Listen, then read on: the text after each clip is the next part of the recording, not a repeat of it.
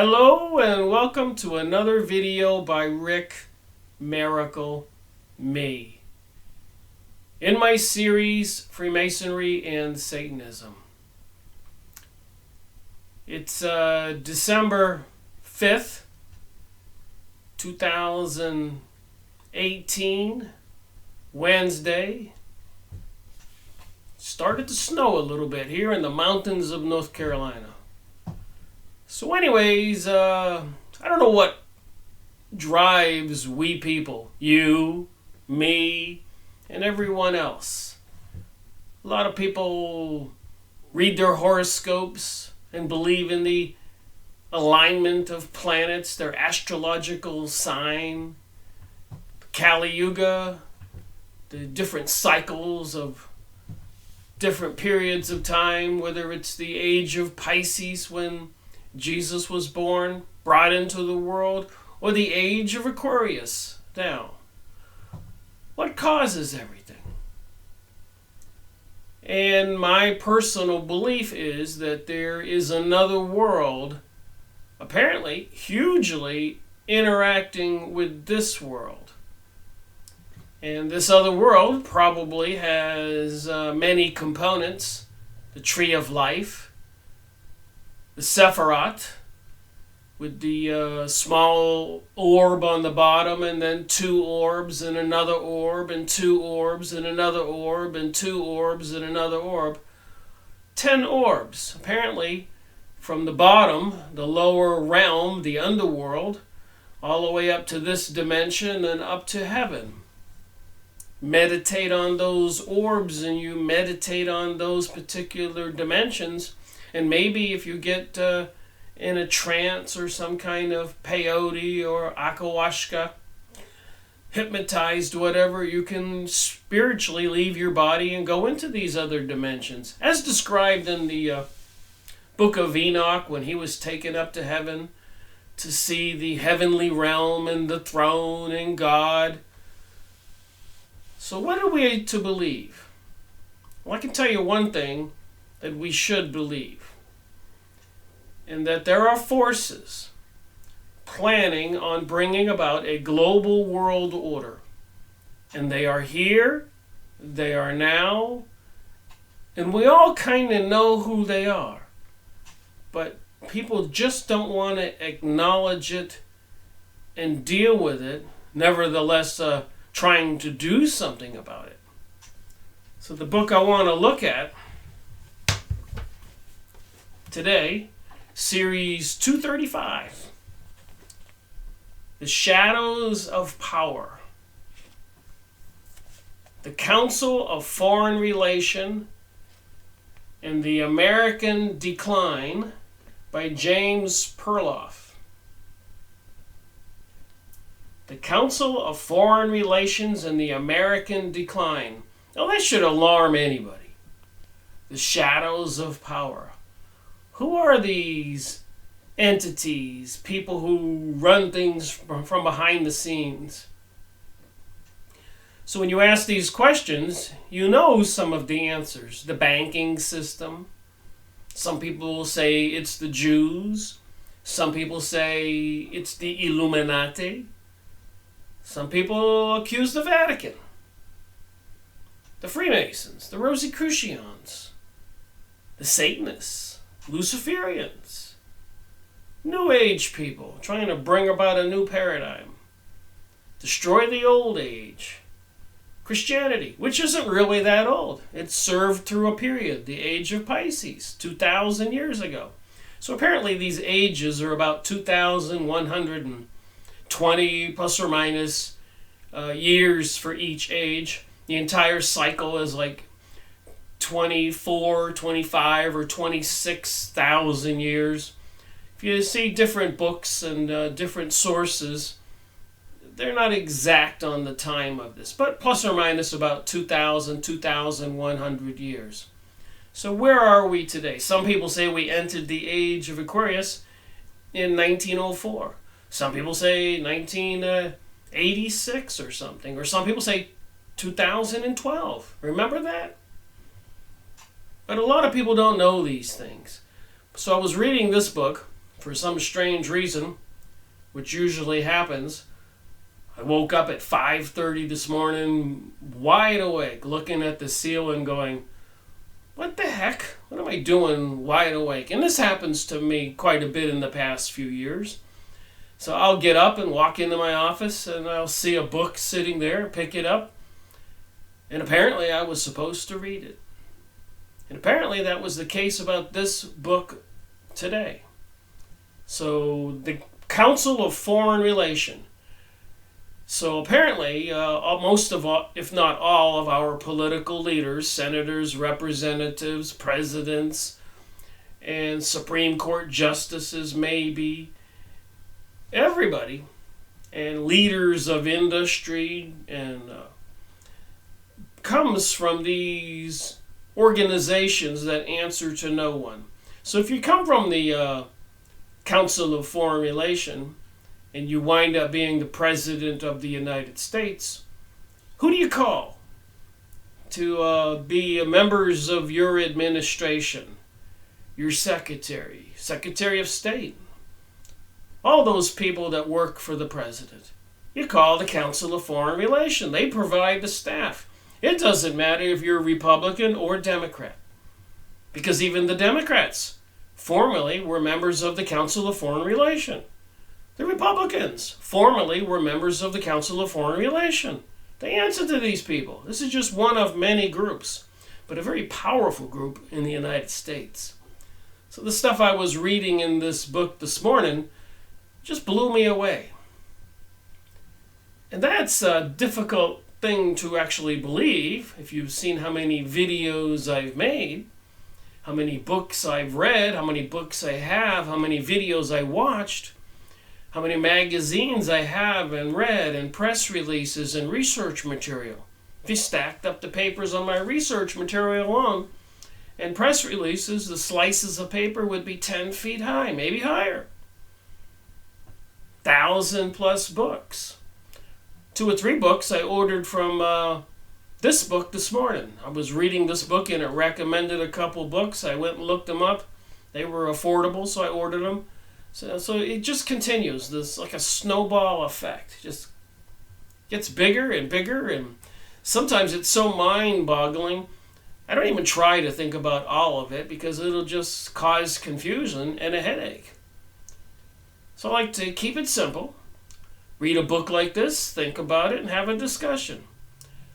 But before I start, the shadows of power, the Council of Foreign Relation, and the American decline, you get it?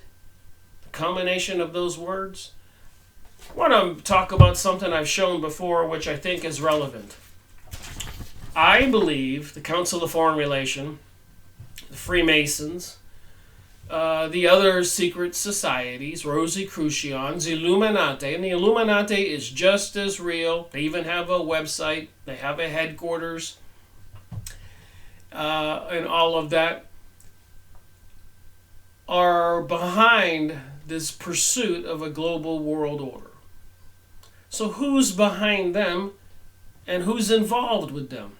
And like I said earlier, some people want to point a finger at the Vatican. Some people want to point a finger at the Jews. Some people want to point a finger at London, at Russia, etc. All these secret societies. When actually it is a big, horrific, sinister force apparently behind this. And then call it the mystery religion of Babylon. You can call it Satanism, witchcraft. Any one of these secret societies, read their material, Ascension, Alchemy, Kabbalah.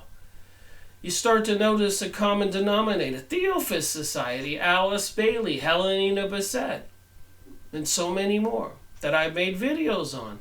And it completely engulfs and is part of the alien UFO propaganda media material out there with all these people telling us about these beings in space coming to save us. Don't believe it.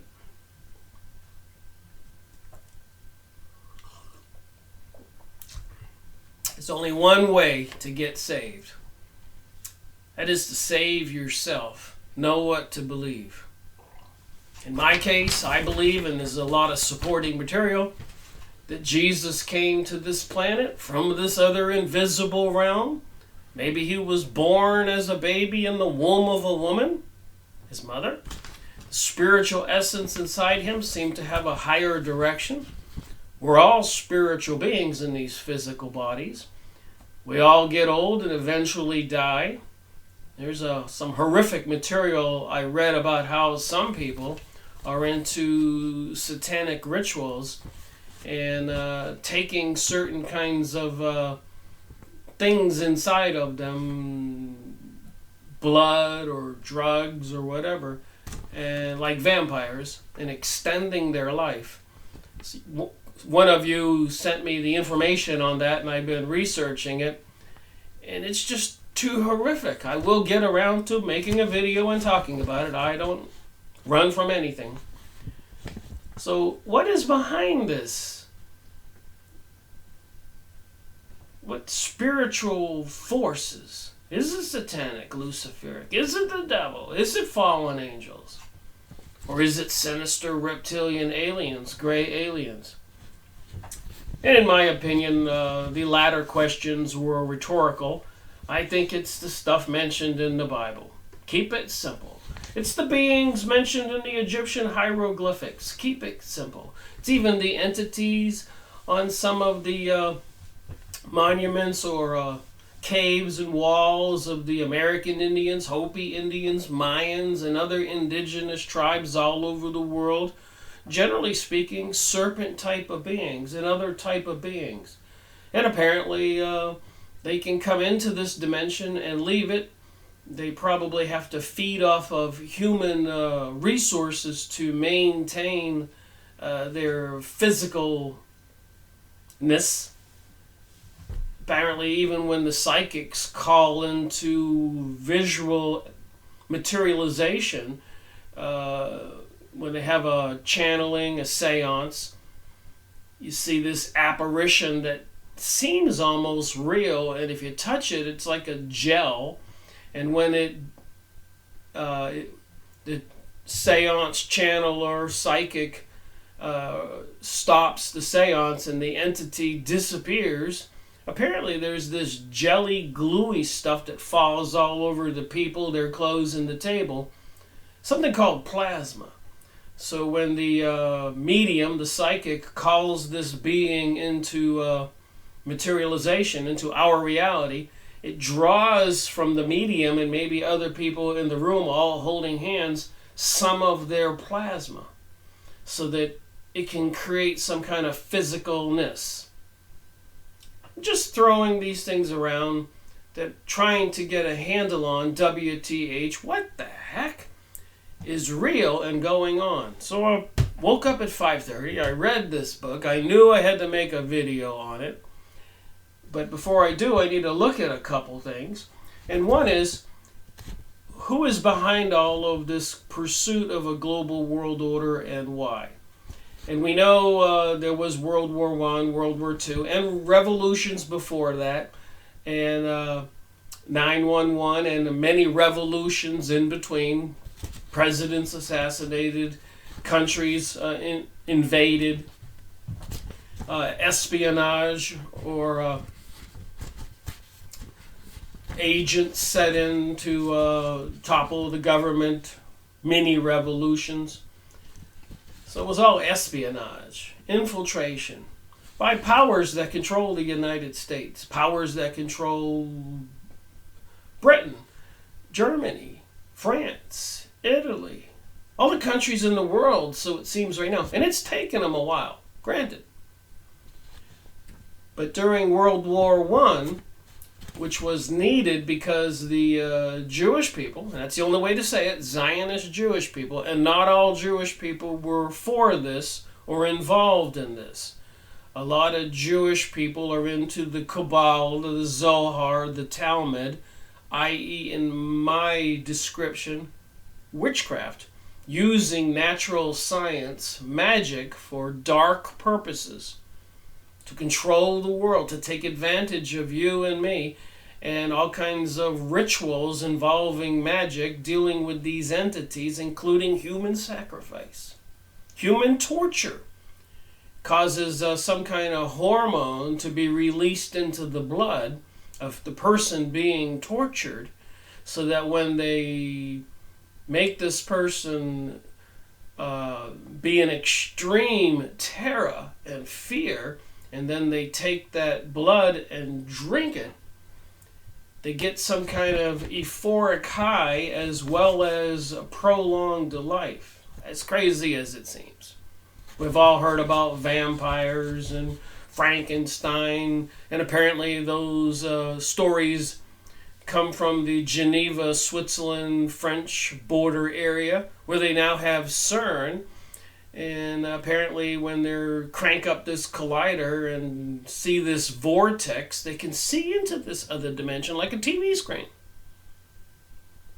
And there's been a lot of phenomenon of so-called time travel and Jacob's ladder and objects like whales appearing on the fields in Kansas. I suspect it has something to do with a naturally created vortex. Maybe two lightning bolts caused the vortex, like a water draining in a tub or a sink, but electromagnetic vortex.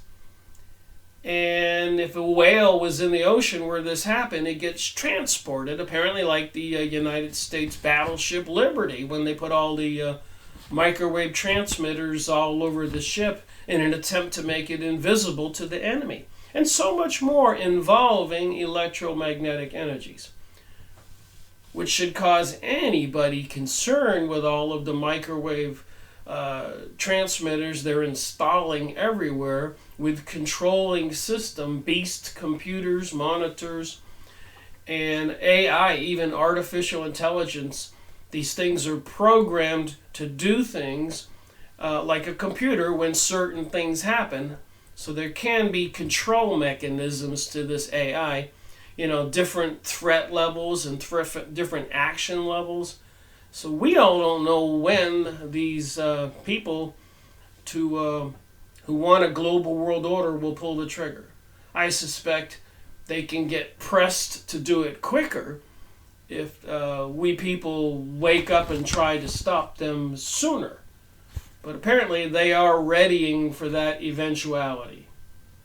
So it seems. And we've all seen the horrific results or read about it or know about it. World War I, World War II, 9/11, and all these other countries that have been overthrown, invaded, so many people assassinated, and lots of people apparently being slowly killed right now with all kinds of toxins in the water, in the air, in the food, and vaccines, etc., and all these energies, microwave and other frequency transmitters.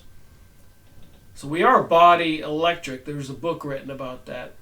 And we are affected by these frequencies, and apparently some kind of clock to the system is a Schumann frequency, about 7.8 cycles. That's 7.8 pulses per second. Boom, boom, boom, boom.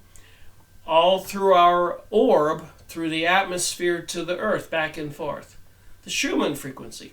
So it's some kind of thing that everything syncs up to, like the trees syncing up to spring and sprouting leaves, and summer and fall dropping leaves, and during the spring, summer, and fall, the gardens and vegetables and vineyards and everything. So they operate on a cycle with the sun and the weather. So there are cycles and there are frequencies that everything is synced to on Earth. And with these technologies that are being installed right now, apparently they will override Mother Nature's normal control mechanisms.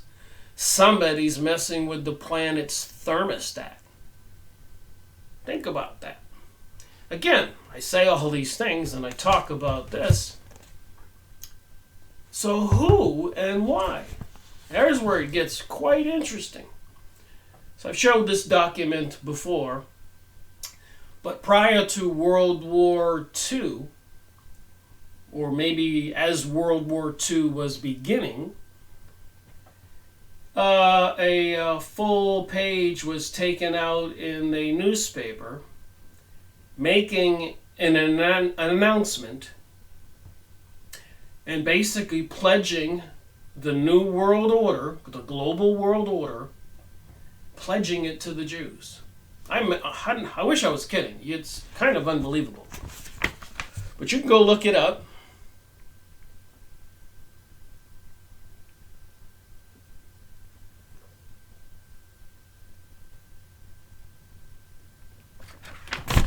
So, New World Order pledged to Jews.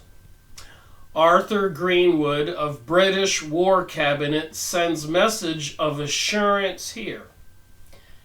So during World War I, when Britain was losing the war, some Jewish elites had the brilliant idea that they could assist Britain get America into the war and supply the money. They controlled all the banks in Germany and Italy and France and Britain and America at that time, and turn the tide. It was a plan. And they had something called the Balfour Agreement with Lord Balfour. But after World War I, Britain kind of reneged on the problem because Britain didn't want to go up against the entire Middle East, Turkey, the Ottoman Empire, the entire Middle East. Size of the United States, including Mexico and Canada, a huge territory. We all know what a map looks like. Go look up Asia and the Middle East, Mongolia, Russia, Turkey, Greece. So there is a good portion of the world that were Muhammad's Islamic religion, along with other religious people there, Christians, atheists, Hindus, Buddhists. But the elite Jews could not get control of Palestine, so they could start to rebuild the ancient kingdom of Judea and fulfill a biblical prophecy.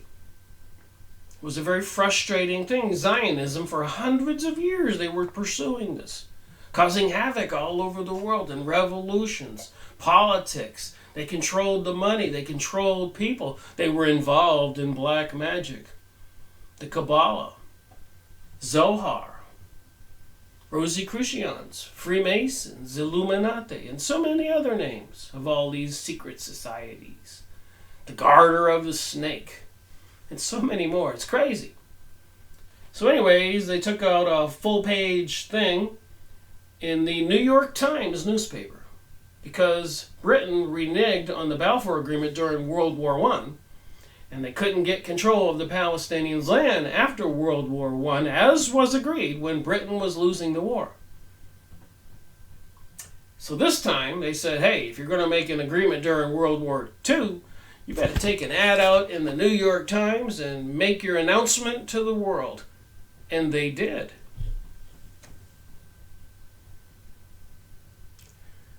So our political leaders have sold us out, have sold out the Christians, have sold out the Islamic people, the Arabs, have sold out the Asians, the Orients, the Indians from India, the Hindus, and the native indigenous peoples all over the world, in Brazil, Peru, Argentina, collapsing economies, assassinating presidents. And there are clear plans to give the world to the Jews, and it's not all Jews. It's the Zionist Jews, the Jews that are into the dark side, apparently Satanism, worshiping or in agreement with Lucifer, some dark energies. In the Bible, it talks about fallen angels. It talks about Satan taking Jesus up on a mountain and offering him the planet. All this can be yours if you'll bend your knee to me. And Jesus said, no. In my Father's kingdom there are many mansions. And apparently, if you read anything about psychic research or people's seances and they talk about where they are, apparently people can be contacted who have gone to the underworld. And they say, oh, it's really awful here. I hate it. people who were bad. People who were really good and benevolent and loving, when they were contacted during a seance, they wind up in this wonderful utopia world they describe that's unimaginable. They wish they could come back alive as a human and share it with everybody. It's so awesome. Conversely, the people down below say how horrible it is. We've all seen kind of things like this in the movies and everything. But who wants to believe it? Who wants to believe that the powers that be were afraid to lose World War II, so they took out a full page in the New York Times pledging the world to the people who apparently worship the beings in the underworld? With the Kabbalah, the Talmud, the Zohar, witchcraft, magic, Rosicrucian, all these different New Age philosophies. And of course, a lot of people these days are into channeling or following certain channelers and listening and believing and are being told they don't need Christianity anymore. It's outdated, no longer useful. And of course, destroying all those countries in the Middle East of Islam. So it isn't just a Christian issue. Tell it to the people in the Middle East after 9/11. And during World War I and World War II, they were invaded also. Taking over the country's money supplies and all the countries in the world, sucking billions and trillions into these people's bank accounts and buying up property all over the Middle East and buying up natural resources, businesses all over the world, African diamond mines, gold mines, farming lands. Somebody is taking over the world. And they're doing it so-called legally because they control our politicians in our countries. But please go look this up. New World Order pledged to Jews on your computer and read all of the words. October 6, 1940. You wouldn't believe it if you didn't see it. Got a blown up version here. You can actually see all the words kind of clearly.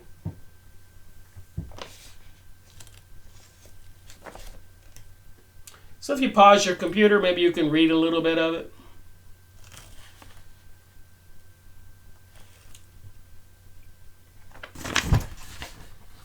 So since I have been reading this book, I've been stopping at each page and doing a little research to find out if the information was true and if it was available. And it all is available, and it's too horrific. It's just too much to believe. But it's so much in our face, the Council of Foreign Relations. They even have a website. You can go check it out and see the things they discuss, and the politicians, George Bush Sr. there. And apparently, they're heavily into climate change, global warming. So these forces are in control by the people who are going to be in control of the New World Order. We just saw that it was in the New York Times, the Jews at the time, the elites, the banksters, not all the Jews, who made the deal. So the Council of Foreign Relations, as well as many other organizations, are controlled by them. That's where our politicians come from. And there's significant supporters of climate shocks and humanitarian crises, foreign policies, avoiding war between America and China. So they seem heavily involved in all of these things going on. Social conditioning, deceiving us. So let me read a little bit from the book. All right, let me start out with the foreword. And as you know, I highlight and underline. I've pre-read this stuff here. I didn't do these orange lines when I got the book from abebooks.com on the internet. Abe used books. And I did see that there were several of these books available for just a few dollars if you go on abebooks.com and put in The Shadows of Power by James Perloff. I suspect if people go online, they won't be available very long. I like it when I can find them for $3 and $4. And there were some on there right now, Shadows of Power. So the powers that be try to suppress information like this. Publication of this book, the date, one of those things I think that's important, 1988. And 2nd, 3rd, 4th, 5th, 6th, 7th printing, 1992. There is good news and there is bad news. The good news is this book has been written. The Shadows of Power, Council of Foreign Relation. The bad news is it's true. That's what the first sentence says in this book. Certain people in high places are going to dispute the validity of this book. They will probably try to discredit it, because they have a vested interest in concealing their activities and agenda. So apparently, they don't want you to know about this global world order, the involvement of Zionism, all the reasons we had World War I, World War II, 9/11, and so much more, and who are installing all kinds of technologies to either kill or control we the people today.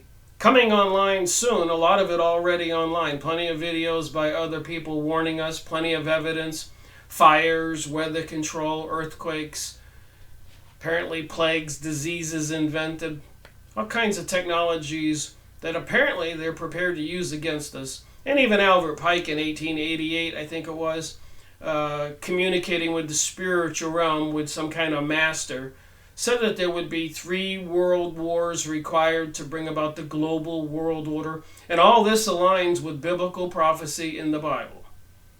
Go watch my other videos, watch other people's videos, go read the books, read the Bible. Here's what it says in this document. One more minute. I was looking at it. The New World Order Forecast. When we have achieved victory, as we assuredly shall, the nations will have the opportunity of establishing a new world order based on the ideas of justice and peace. And remember, these people deceive with words. In such a world, it is our confident hope that the conscience of civilized humanity would demand that the wrongs suffered by the Jewish people in so many countries should be righted. So like the invasion of Russia after World War I, which killed over 100 million people, was an act of revenge. The rights had to be righted. The wrongs had to be righted. Excuse me.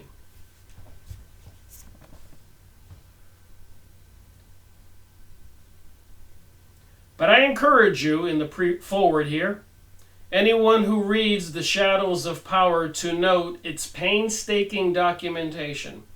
There is no opinion piece. This is no opinion piece. It is an assembly of hard facts that state their own conclusions. You can check out information in this book against its sources, and I've been doing that all morning long, and ordered a couple books and printed out numerous documents, and plus the fact that I've got 700 or 800 hours of published material on YouTube, and this is series 235 in my book review series, Freemasonry and Satanism. And I have other series, Messages from Rick Miracle, or the New World Order Media and Press Releases series, and the Sky Spring series, and so much more. And many other people's websites, of course, and video channels on YouTube, etc., and so many more books. This is only 235 in my series of book reviews. Some of the authors made more than one book, so it's like 250 books. And I have over 1,000 in my office, so it's taken me, I'm in my beginning of my 6th year, making these videos. So if I do the math, I guess I could be busy for another 10 or 15 years trying to get all the book reviews done on all the books I have in this office. Who knows what will happen? I guess the big event could happen this afternoon. We don't know what they'll do. Nuclear holocaust, economic collapse, some kind of revolution in the United States and the world where all the leftists will be killing all the rightists, or the rightists killing the leftists, creating all the divide and conquer, the Hegelian dialectic, the old against the young, the progressives against the conservatives, Mexicans against the Americans, Americans against the Chinese, and the Chinese against the Europeans, and the Russians against the world. Who knows what they're going to do? Crazy. Plague, they could release plagues. Already they're polluting everything. The ground, the crops, the water, the air. Just seems endless, this attack. And a lot of people don't want to acknowledge it, but apparently it's happening. Even Fritz Springmeier, I was watching a video about him recently, and he talks about all this. He's the one who mentioned to me, and I have the book, The Body Electric. He said, read the book. We are bioelectrical beings, and we are affected by bioelectrical magnetic energies. Most people know that. So if they're putting all these microwave transmitters everywhere, as well as HARP and ELF towers and so much more, obviously we're going to be affected. And if they turn up the volume and they use the technologies that they've done from a lot of black lab research in the last 100 years, they probably know how to do things that are pretty horrific. Just saying. I'll never get to this book if I just talk about what I already know. So he says all the stuff in this book is stated fact. You can check information in this book against its sources, which are noted. One thing I find interesting is that its revelations are not new. They have always been available, but available like a news story that is tucked under a small headline on page 183 of the Sunday newspaper. Anyone who goes to a fair-sized library can probably find copies, however dusty, and these are the books I ordered, of Admiral Theobald's The Final Secret of Pearl Harbor, or Colin Simpson's The Lusitania. That would be that ship that was sunk to bring us World War I. The presidents always need an excuse, a false flag. And of course 9/11, George Bush used for the invasion of all those countries in the Middle East. Or from Major Jordan's diaries. I've been reading that all morning. I found it online PDF and I printed out 100 pages out of the 300 pages. Fascinating material. And John Toland's epic Infamy is on bookstore shelves today. And though it may mean microfilm, you can obtain access to the old congressional record. Lots of powerful stories are buried there, and I mean buried, because the mass media ignored them. So who controls the mass media? Again, rhetorical question. We all know the answer. The book is especially unique because it not only describes scores of underreported events, but elucidates them by showing their common thread. The influence of the internationalist establishment. That would be these Jewish people who the world was promised to after World War II.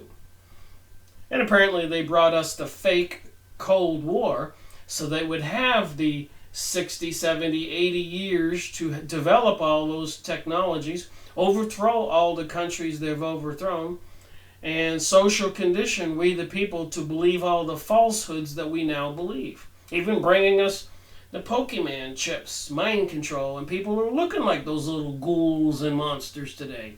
Yes? No? So the international establishment of the United States. If the establishment is elusive in its identity, it certainly has a perceptible face on the Council of Foreign Relations. And that is what the author has centered on, the shadows of power. The pledge after World War II to give the world, to make amends for all the wrongs done for 2,000 years. And after these wars, they have a purge, and they exact revenge on all the peoples. And apparently the cross is offensive to the Jews. You can look that up on the internet. Search, the cross is offensive to Jews. And you will see the seething hatred by some Jewish people. Not Jewish people who believe that Jesus was the Savior, or even many atheist Jewish people who don't know anything about this stuff. But of course, even those people would be offended when you talk about Jews because they don't know the truth. They don't know that there's certain Jewish people and other people into the dark evil forces of the Kabbalah, the Zohar, the Talmud, and witchcraft, the mystery religion of Babylon with all the secret societies like the Freemasons and Rosicrucians and so many more.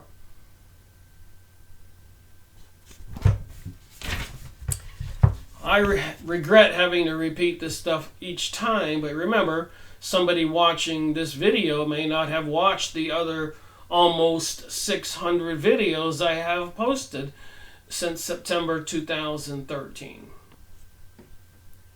Finishing the forward here, this is not just a book about an organization. It is a book about history. You might call it the other side of American history. From Wilson on, because it tells the other side of many stories that even the self-proclaimed inside information specialists, such as Jack Anderson and Bob Woodward, don't or wouldn't report. It has been said that those who do not know the past are condemned to repeat it. But how can we truly understand an incident in our American past if we are confined to the headline versions? So nobody is going to learn anything by watching the nightly news. They're going to be fed the ongoing deception. A lot of us know that, but not apparently 85 plus or minus %. They're glued to it like a zombie, taking their medication, working to get more money and buy a house or whatever, go on a trip and send their kids to college, go to the football game on Sunday, not knowing what's being planned, why those microwave transmitters are popping up beside the highways and roadways everywhere in the middle of rural communities and neighborhoods near you. Look around.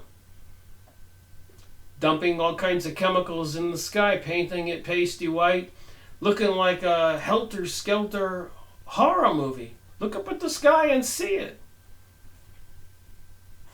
The tools of the shadow of power.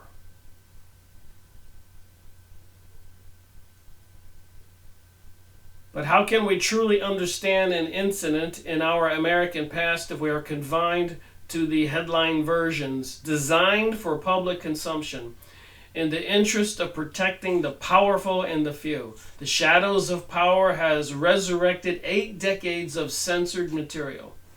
Smarter people than me wrote these books. I agree. That's why I decided to do book reviews instead of focusing on one topic, becoming an expert and trying to write a book. Every time I started looking into things, I found people had already written books. Smart people, concerned people, decent people, trying to warn the rest of us. Don't let anyone censor it for you now. If you go find this book, you'll be happy you did. Read the book and decide for yourself its merit. Your outlook and perhaps your future itself will never be the same. And that's James Jeffries, United States Congressman, retired. All right, here we go. A primer on the CFR, the Council of Foreign Relations. So apparently the person who had this book before me in orange thought this was important information also.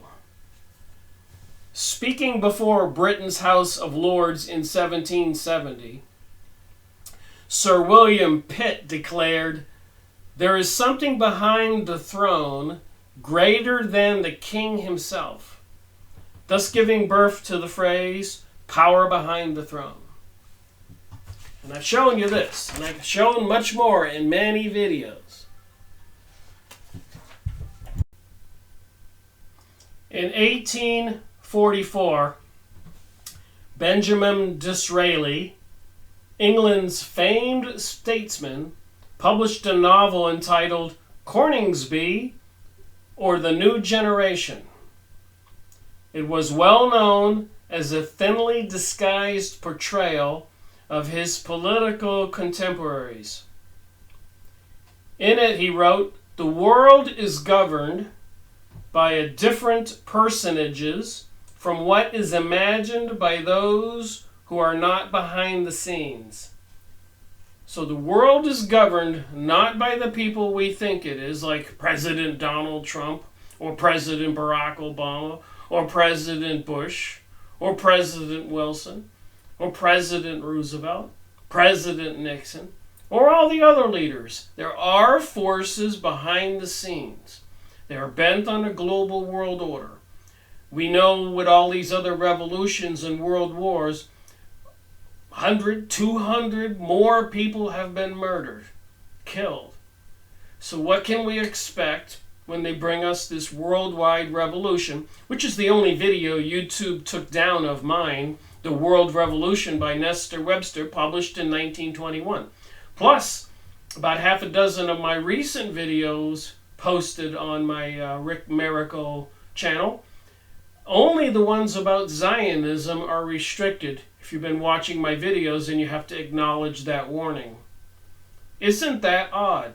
So we can tie in the Council of Foreign Relations with the Zionists, with the Kabbalists, with the Freemasons, with the Rosicrucian, with the mystery religion of Babylon secret societies, who all appear to be involved in Satanism, and they are the powers behind the thrones and our governments.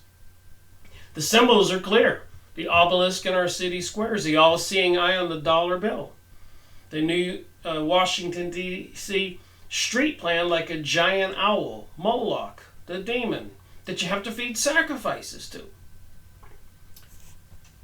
I know a lot of people don't want to think about this stuff. They want to just see it in black and white, just from the physical reality, not knowing what's going on behind the scenes with the spiritual forces of the underworld. So it seems, if you read the Kabbalah and the Zohar and these other texts, alchemy, hermetic teachings, witchcraft, just saying, it is what it is. Felix Frankfurter, Justice of the United States Supreme Court, restated this in an American context when he said, "The real rulers in Washington are invisible."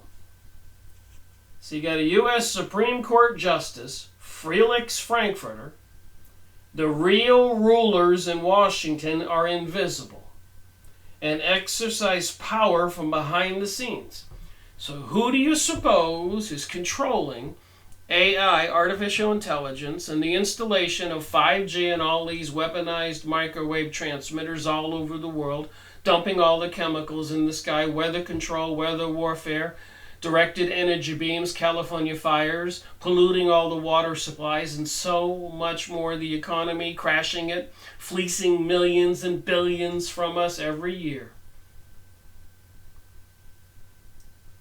Who are the forces behind the scenes? That's where we need to look. And apparently it has a connection to the Bible, Old Testament and New Testament. If you read the stories. Frankfurter was not alone in this assessment. During this century, the existence of a secret U.S. power clique has been acknowledged, however rarely, by prominent Americans. And this is series 235. That's 235 authors I've made book reviews on. Some of the books, like the Blue Lodge Handbook for the Freemasons, I made 12 two-hour videos. Some of them I made 8 videos, like Albert Pike's Morals and Dogma. Some of these books have only made part 1, like they all say part 1, because they just haven't got to part 2 yet. But I plan to go back from the beginning and continue to go through these books and pull out the pieces of material and making a video one by one. One day at a time, 1 week at a time, 1 month at a time, 1 year at a time, as long as I can. God willing. And these evil forces don't stop me or stop you, or stop all of us from seeing or learning this stuff by shutting down the internet. It could happen this afternoon, next week, this Christmas.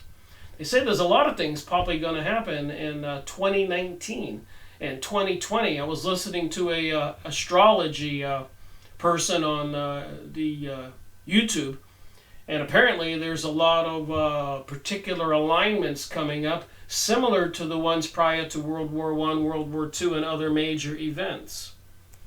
So do these cults do things that match up with different celestial astrological events and timing to perfect the events? Like, for example, it seems that World War I and II were pre-planned, of course, but 9/11 was pre-planned well over a year earlier, and it seems like from the evidence I've seen, it was pre-planned many years earlier at a particular celestial astrological timing. What is this cult that operates behind the scenes? I realize that's part of information that makes some people just go a little bit crazy and say, I can't deal with this, it's too bizarre. But maybe that's what the evil forces are betting on, like the social conditioning to make everybody be anti-Christian or anti-Islam or anti-family values or anti-normal, and everybody's turning into supporting being a total freak. Even the people in the city streets, the freaks have more rights and powers than the straight people do, who apparently are being censored, investigated, and assassinated. Crazy? On March 26, 1922, John F. Hylan, mayor of New York City, said in a speech, "The real menace of our republic is the invisible government," 1922, "which like a giant octopus sprawls its slimy length over our city, state, and nation. At the head of is a small group of banking houses." That would be the Zionist Jewish people, Illuminati people into the mystery religion of Babylon. I've been making videos on different topics, and if you put it all together in context, you can see this stuff. Generally referred to as international bankers. And of course, they plan on controlling the world, according to my research, from Jerusalem and Tel Aviv and Jerusalem. This is all done for a purpose, like President Donald Trump announcing the United States recognizes Jerusalem as the capital of Israel, fulfilling a prophecy, giving Israel control of the Temple Mounts and the site of King Solomon's temple to rebuild it, fulfilling prophecy, which has in it some kind of world disaster, Armageddon, an apocalypse. These people want to bring it about. How do you feel about that? And I believe it doesn't have to happen. I believe it's even mentioned in the Bible that it doesn't have to happen if the people will wake up and believe in God and talk to God. So it doesn't have to happen. I believe that sincerely. And even if it does happen, we do not have to be affected. We can have faith because it also says in the Bible, do not fear these times. We are flesh and blood. We're going to leave this planet anyways. Just for people who seem to be in fear, don't be in fear. And there is a positive aspect to this. This little courtier of powerful international bankers virtually ran our government for its own selfish ends. In a letter to an associate dated November 21, 1933, President Franklin D. Roosevelt wrote, "The real truth of the matter is, as you and I know, that a financial element in the large centers has owned the government ever since the days of Andrew Jackson. So there are some forces that have been controlling the money supplies of all the nations all over the world. And even in the United States, where they lost control around 1850, there were 4 assassination attempts on USA presidents, 2 of them successful. They finally regained control in 1913 when they put their man Woodrow Wilson into the president's seat, when the previous president wouldn't go along with their plans to try to topple the Ottoman Empire so they could obtain the Palestinians' land to rebuild the ancient kingdom of Judea. Notice how this always ties around that.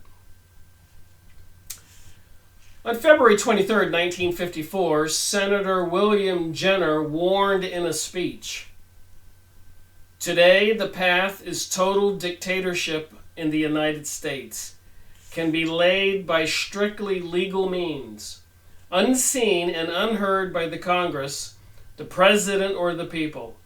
Outwardly, we have a constitutional government. We have operating within our government and political system another body representing another form of government, the bureaucratic elite, which believes our Constitution is outmodeled and is sure that it is the winning side." So even in the 1920s, they had congressional hearings with communism, which was the big threat at that time. There were a lot of American leaders who were aware of these things, and they had congressional hearings.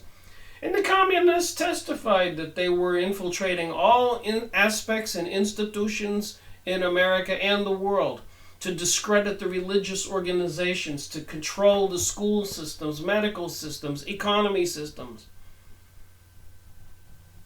This is all common knowledge to people years ago. But apparently, people aren't paying attention.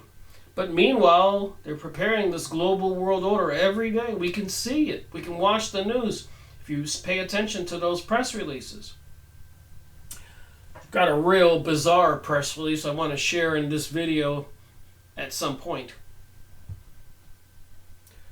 All the strange developments in foreign policy agreements may be traced to this group who are going to make us over to suit their pleasure. Going to make us over to suit their pleasure. And of course, back in 1940, prior to World War II, they announced it in the New York Times newspaper who was going to be taking control of the world and to make amends for thousands of years of wrongs done to these people.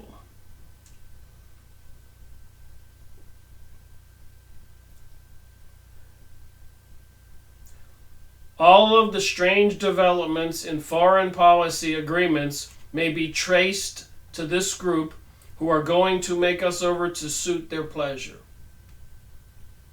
This political action group has its own local political support organizations, its own pressure groups. They even have assassins. Now, of course, they have the tools of the government. And they also, apparently, according to my research, have framed a lot of people. You put porn on somebody's computer, child porn, and blame them for being into that illegal, or all kinds of other things. People have been jailed, or accidents, getting hit by a van in the street, or falling out of a ski lift at a ski resort, poisoned. There's numerous events like this that are recorded. You can go on YouTube, and a lot of people have dedicated themselves to exposing these things. So it has its own vested interest, its foothold within our government, and its own propaganda apparatus. That would be the nightly news and the newspapers and magazines and the TV programming and advertisements on the internet and all kinds of other social conditioning, mind control, deception. Welcome to the new age. You don't need God anymore or Jesus. You can do whatever you want.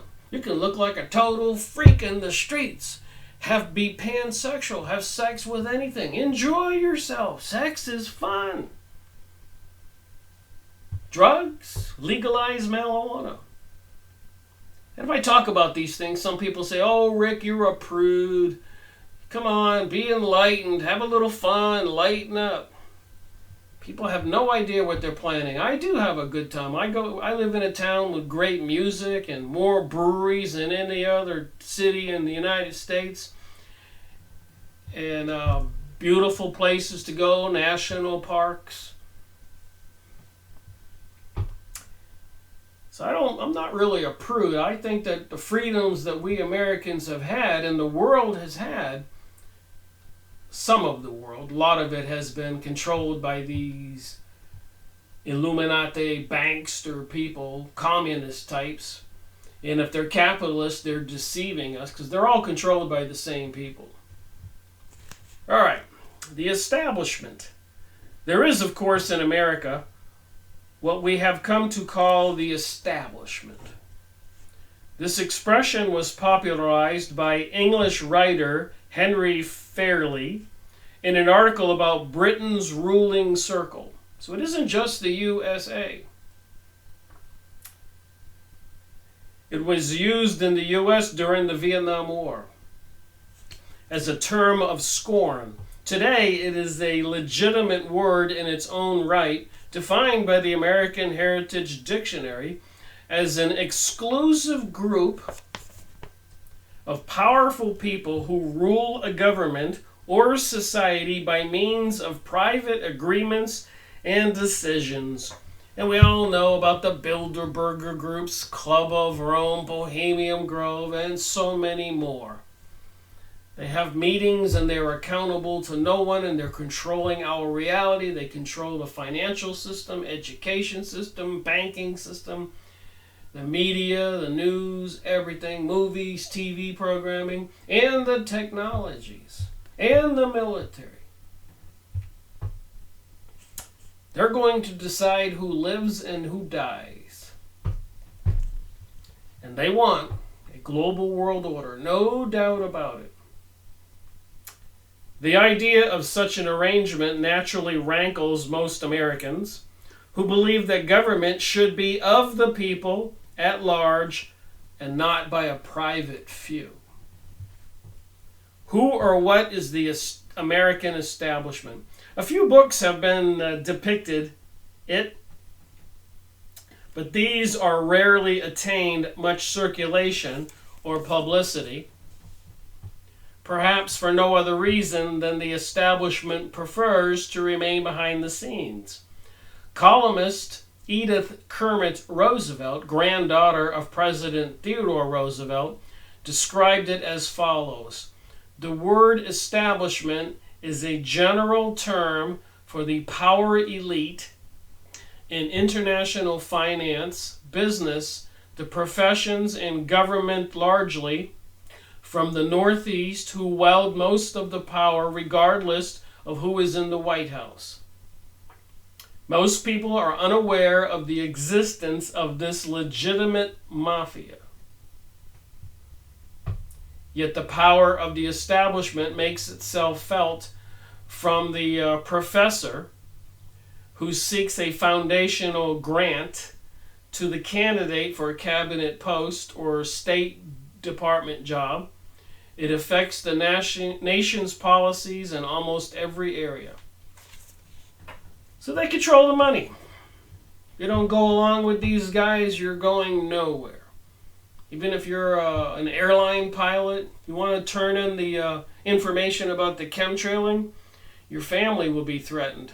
I did have a airline pilot friend, and I mentioned that about the Sky Spring, and he kept denying it. And one day, after we were riding our motorcycles, 4 or 5 of us, we were in the garage having a beer, and I said, "Bob,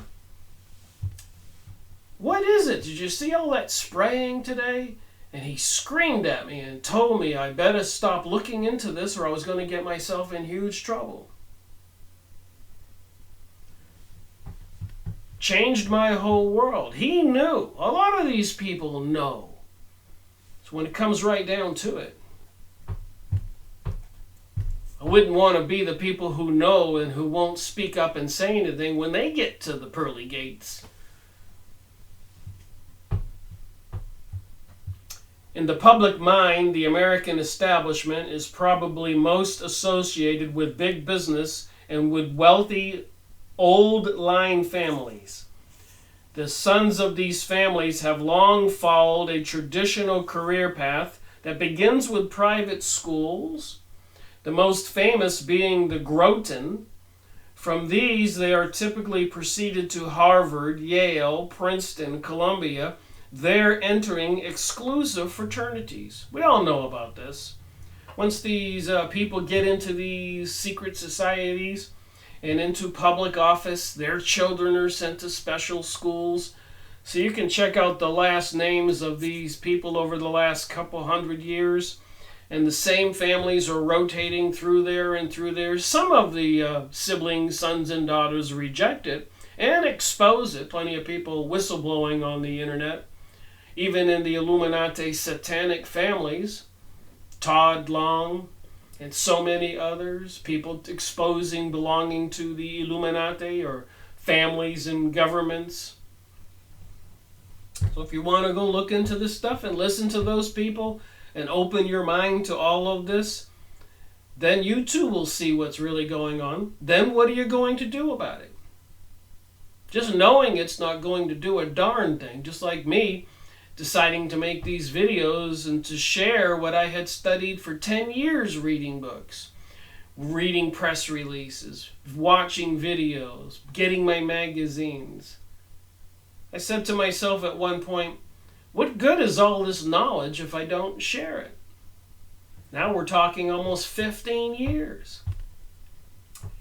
Entering exclusive fraternities such as Yale's secretive Skull and Bones. So we know who these people are. Woodrow Wilson put a high-level Jewish person, Bernard Baruch, in charge of handling the United States during World War I. Most powerful man, a high-level Jewish man. And he hired Samuel Bush to handle procurement of resources and supplies during World War I. He was the father of Prescott Bush, who was the father of George Bush Sr., who was the father of George Bush Sr. So you can see the long chain from Woodrow Wilson to today. 2 world wars and 9/11. So Samuel Bush was involved in World War I. George Bush Sr. was involved in the first invasion Iraq. George Bush Jr., 9/11. So Prescott Bush must have been involved in World War I or II. So a lot of these families get into these secret societies, which apparently are part of being initiated into a mystery religion of Babylon, which is Satanism or Luciferianism. And apparently they're under the control of the Kabbalistic Zohar Talmud elitist Jewish Zionist banksters. Gets kind of confusing, but once you get a good clear picture of it, it's really not. It's just a snake with many heads. And they have depictions of the snake with many heads, or the spider with many legs engulfing the earth. It's what it is. And now they're installing the 5G microwave, computerized, artificial intelligence, technologically weaponized system. Oh my, when they turn that on, guess a lot of people will wish they were not on planet Earth, especially wishing they understood what was going on. Some of the brightest have traveled to Oxford for graduate work as a Rhodes Scholar. There's Bill Clinton. From academia, they have customarily progressed to Wall Street, perhaps joining the International Investment Bank, such as Chase Manhattan, or a prominent law firm or a brokerage house. Some of the politically inclined have signed on with the establishment think tanks, like the Brookings Institute or RAND Corporation. So look into the Brookings Institute or the RAND Corporation. I've talked about the RAND Corporation quite a bit. These big corporations get all these government contracts, and apparently fascism is when the government and the corporations and probably even the churches work against the people. Fascism. And it appears that's where we are today.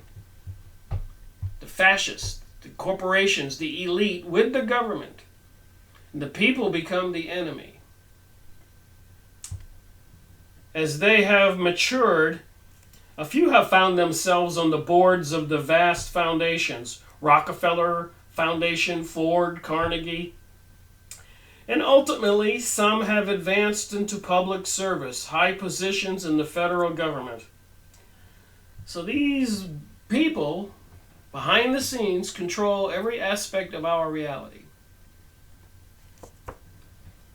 For the latter, there has been a long requisite membership in a New York-based group called the Council of Foreign Relations.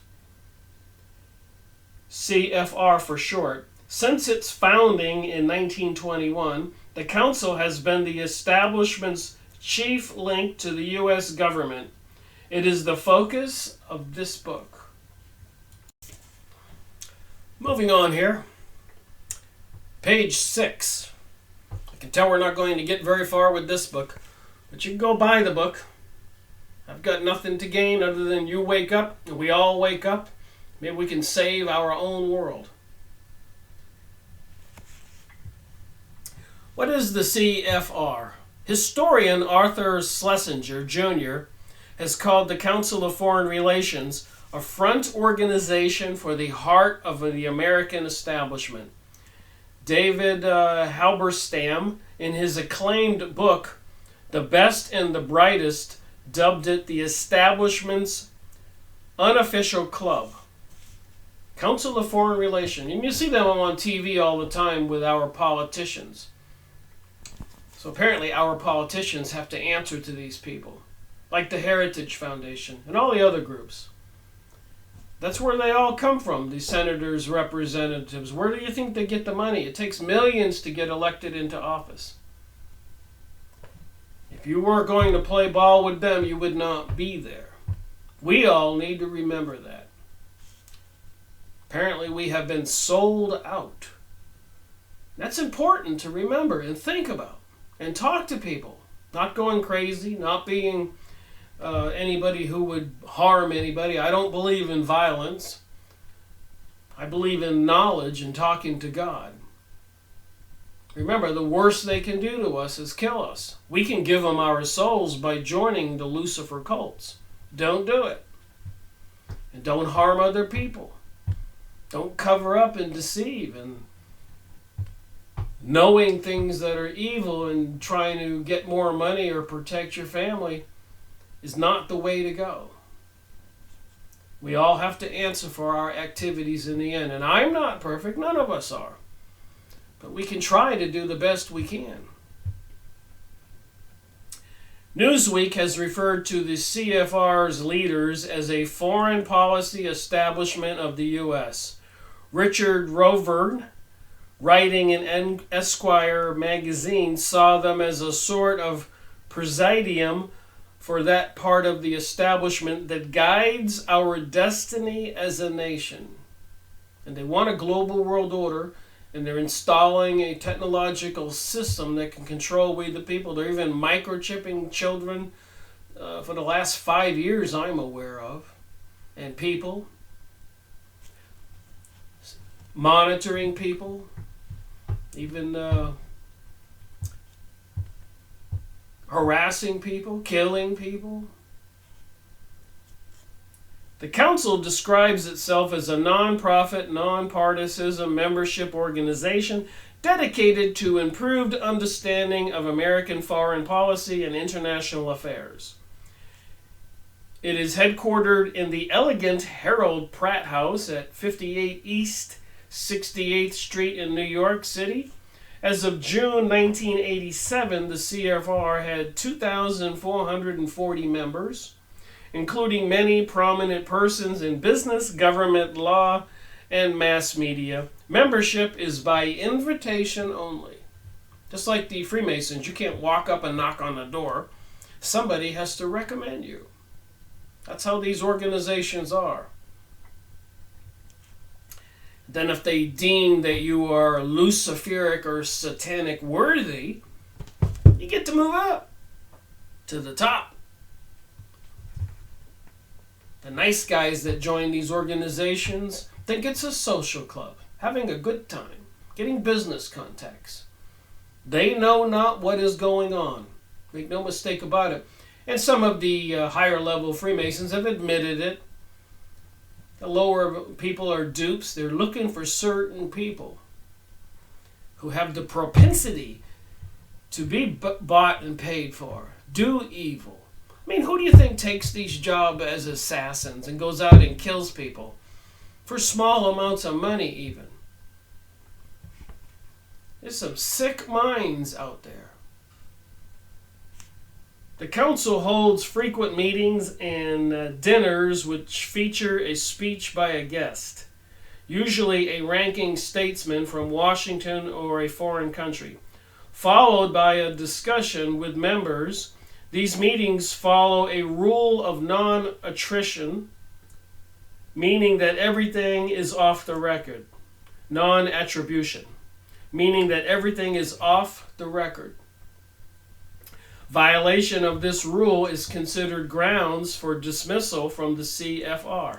The council explains that it is a no-quote policy is to encourage candor, just like the Freemasons have made a pledge not to support any religion or political party.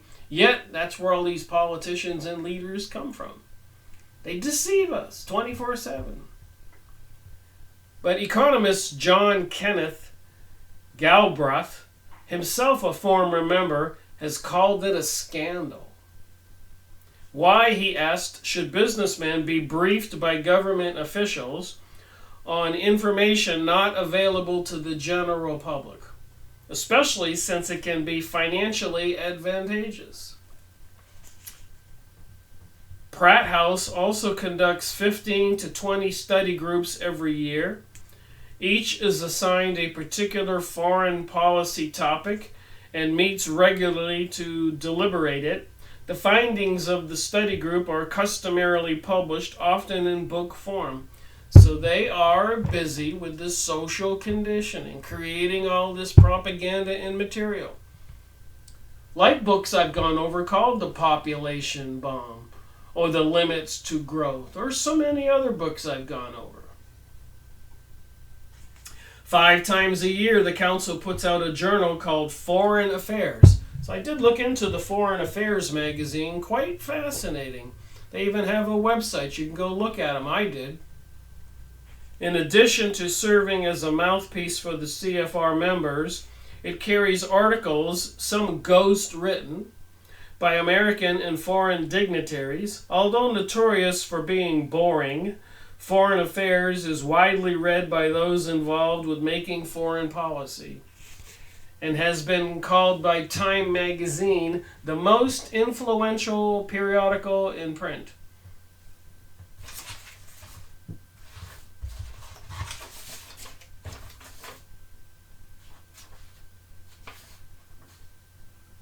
So I did go online. I was going to try to take a video of the online website for the Foreign Affairs magazine. And apparently they are seriously into this global warming, climate change issue, and overpopulation, and resources, and terrorism. So all these things that they're using to deceive us to gain their global world order. The evidence is clear and available for anybody who wants to go see it and recognize what they are seeing. The CFR undertakes other activities, such as its corporate program that indoctrinates businessmen in international matters. The council's annual budget is about $8.5 million, which is mostly funded by foundation grants, members' dues, contribution, and publication revenue. It has affiliates called Committees on Foreign Relations in 38 cities around the United States.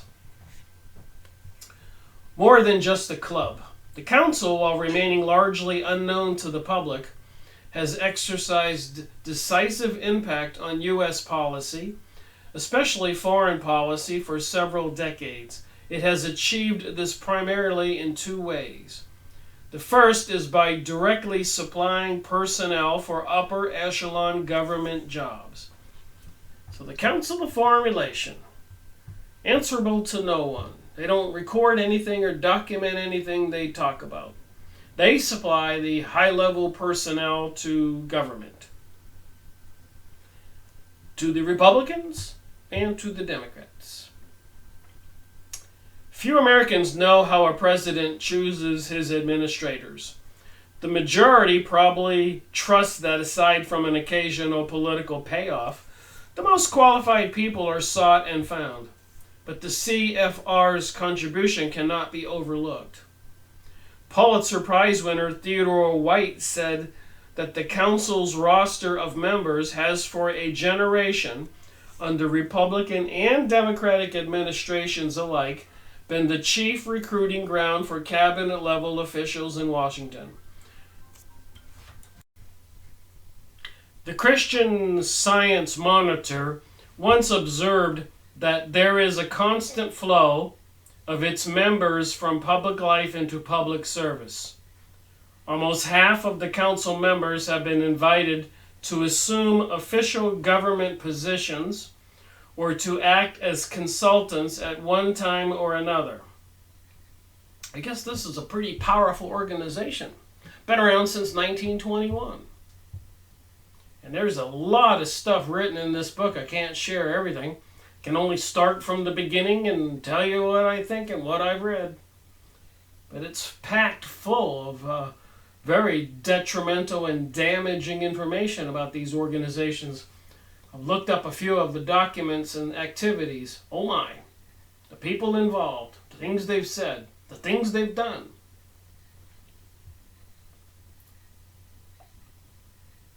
Indeed, Joseph Kraft, writing in Harper's, so some smart people are making comments here. You decide. Called the council a school for statesmen. David Halberstam puts it more wirily. They walk in one door as acquisitive businessmen, acquisitive businessmen, not quite sure what that word is, and come out the other door as a statesman figures. The historical record speaks even more loudly than these quotes. Through early 1988, 14 secretaries of state, 14 treasury secretaries, 11 defense secretaries, scores of other federal department heads have been CFR members, Council of Foreign Relations. A secret society answerable to no one. Not people you elect wanting to do things for the benefit of we the people in this country. Defenders of the council say such enumerations are misleading because some officials are invited into the council after the appointment. To government. However, close inspection does not reveal this to be a particularly extenuating factor. So they always try to deny what they're doing. Every Secretary of State since 1949 has been a member of the council, and of these only one, William P. Rogers, joined the CFR subsequent to appointment. That an individual enrolls in the council after entering public service does not purge his membership of significance, because the organization may still influence him considerably while in office. CFR men who earn high government ranks often staff their departments with council colleagues, as Anthony Lucas related in the New York Times in 1971. Everyone knows how fraternity brothers can help other brothers climb the ladder of life.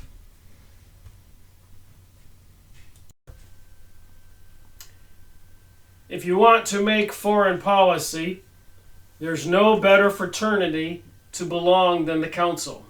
Remember, you can't join. You have to be recommended. They have to select you. When Henry Stimson, the group's quintessential member, as you already can see, sometimes I have trouble with some words, went to Washington in 1940 as the Secretary of War. He took with him John McCloy, who was to become Assistant Secretary in charge of personnel.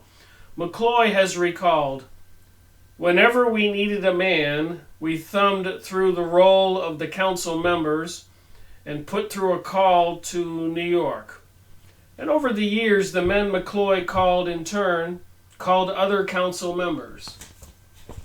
So now you know where these people come from, working for the government and the people we elect, which we don't elect.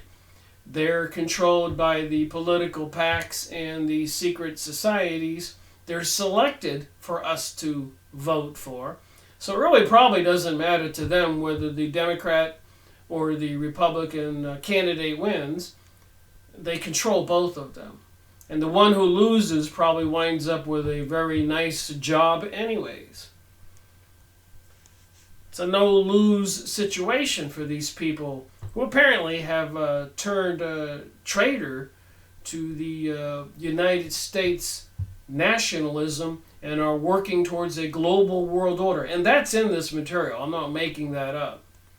They are definitely globalist, anti-nationalist. And they have done a lot of crazy things involving Russia and other competitors. Call them enemies of America if you want. But the people who control the capitalist and the people who control the communist are one and the same. There was even one person mentioned in the news media of China recently. One of the wealthiest men in China was a communist leader. So anybody who wants to believe the communists are looking out for the social welfare of we people need to remember that these communist leaders and elites become very rich also. It's a deception. But by now I think a lot of people have picked up on that. There's no difference between these communist parties, Republican parties, Democratic parties, or any parties. It's all meant to distract us or appease us, make us think we belong to the Republican Party or the Democratic Party. And sometimes we win, sometimes we lose. Sometimes they feed the left a candidate like Barack Obama. Then when the people get riled up, they feed the right and give them President Donald Trump. Back and forth, just like a tennis ball. According to the CFR itself, as of June 1987, 318 of its members were current U.S. government officials. The second major way in which the Council affects policy is in formulating and marketing recommendations. The CFR disputes that it actually does this. Its annual report for 1986 emphatically stated, "The Council of Foreign Relations does not determine foreign policy." Well, crazy as that is, the people who work for a government come from the Council of Foreign Relations. They do not admit the truth. They deceive us. I keep saying that. In 1987, report declared the Council takes no institutional position on issues of foreign policy. It is true that the Council does not officially advocate policies per se. I like that, per se. However, through its books and foreign affairs articles, ideas certainly are pushed, even if accompanied by statements that a given work only represents its author's viewpoint. J. Robert Moskin, writing in March 1987, issue of Town and Country, said the CFR has long sought to influence U.S. foreign policy.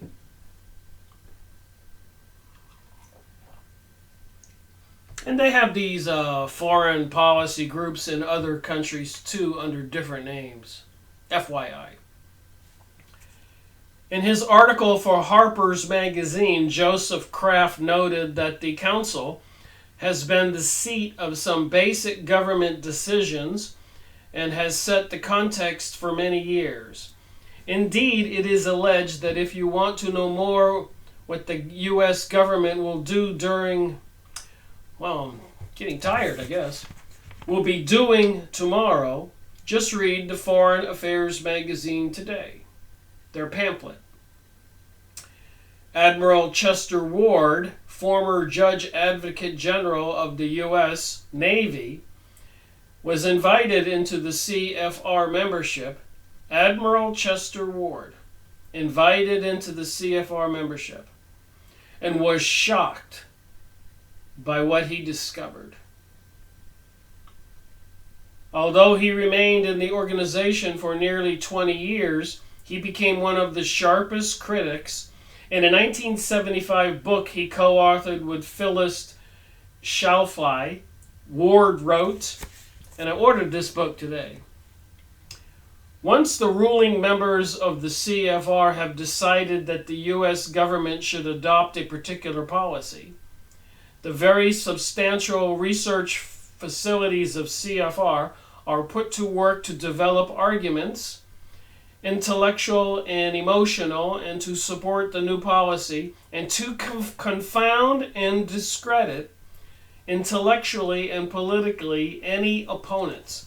And this goes for climate change, global warming, and all these other issues, the wall between the United States and Mexico, immigration issues. These people are seriously involved, and they do a lot of propaganda material out there convincing all the people who control our government on how and what to think.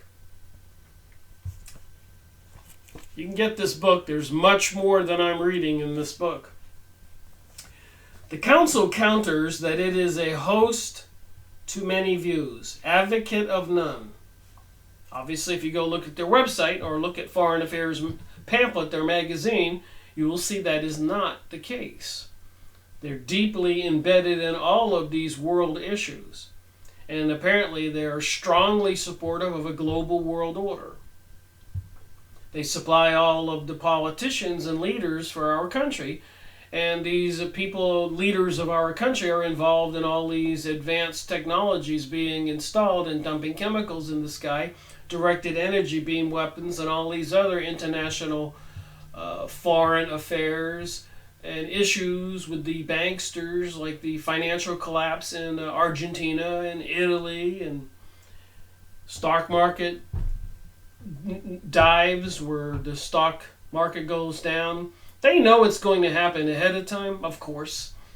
And by the time it's already gone down and alerted most of us, they've sold off their money, and then later on they can buy it back cheaper.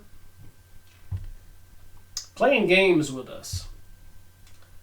The council counters that it is a host to many views, advocate of none. In other words, it is supposedly like a professor who allows his students to thrash out all sides of an issue. He reveals no prejudice, exerts no censorship. Foreign affairs has never changed. A word in the disclaimer of bias that has prefaced its pages since 1922. The articles in Foreign Affairs do not represent any consensus of beliefs. We hold that while keeping clear of mere vagaries, Foreign Affairs can do more to inform American public opinion by a broad hospitality to divergent ideas than it can by identifying itself with one school. So, of course, the public face and statements they make, they're going to deceive us and lie and sugarcoat it. But I don't believe what people say. I believe what people do. I believe what I can see. If you drive down your interstate or a road in your town and look at all those microwave transmitters going up, would you stick your head in a microwave oven? I hope not. Why are they installing all these transmitters when there's so many people out there screaming and trying to warn the rest of us of the health issues, never mind the potential weapons use of them, including all the other things they're doing. AI, Jade Helm 15 in 2015. I've talked about these things again and again and again, and I've gone over books. The CFR claims to be pluralistic. However, because one can join only through the nomination of others already in the council, the group naturally tends to remain homogeneous. J. Robert Moskin recounts of the CFR early days. Although the council itself never took a position, its members' bias was apparent to all. Richard Barnett, himself a CFR member, wrote in 1972 that in recent years a few symbolic policy critics have actually been recruited, but failure to be asked to be a member of the council has been regarded for a, turn the page here, generation as a presumption of unsuitability for high office in the national security bureaucracy. And even the New York Times itself regarded as an establishment organ.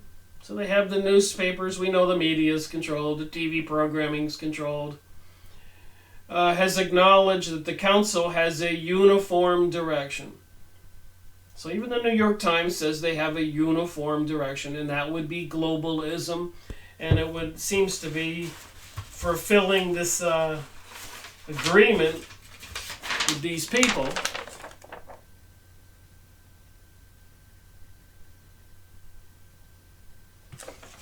These people fulfilling a biblical prophecy, like President Donald Trump acknowledging or saying the United States recognizes Jerusalem as the capital of Israel. And apparently recently in the news, I think President Donald Trump authorized $20 billion to Israel. This thing isn't stopping by any means. There are maps you can look up on the internet for a greater Israel, the old property lines for the ancient kingdom of Judea from the Iraqi Euphrates to the Egyptian Nile. That's why all these things are happening. It's a fulfillment of some sinister biblical prophecy and Antichrist. And they control all these technological weapons that are installed in the economy, the economic system, the education system, the medical system. I was thinking about that the other day. You know, with President Barack Obama and the Obama health care plan, does anybody realize the thousands and thousands of previous existing healthcare providers who were put out of business? And of course now President Barack Obama is gone, and seemingly so is the Obama healthcare plan diminishing. And now I'm noticing all these new healthcare providers are sprouting up. So who took over all those industries and crushed all those existing companies intentionally, you think? I would be surprised if it wasn't an intentional plan to destroy all of those corporations that were providing a service, like so many other arenas of control, like the big mart stores and everything else. There is a huge plan being put in place for this global world order, and it's not going to be good. Just think of the movie Hunger Games.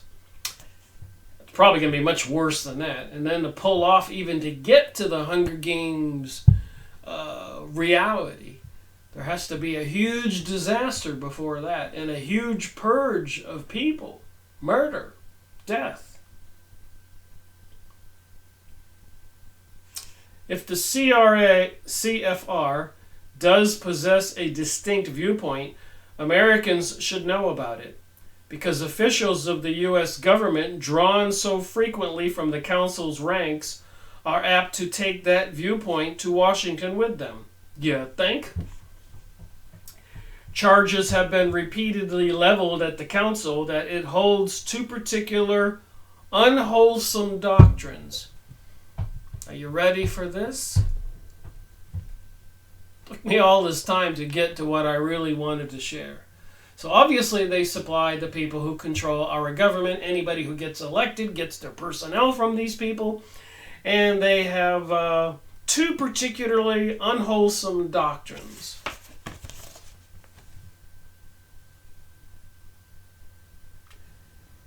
Of globalism.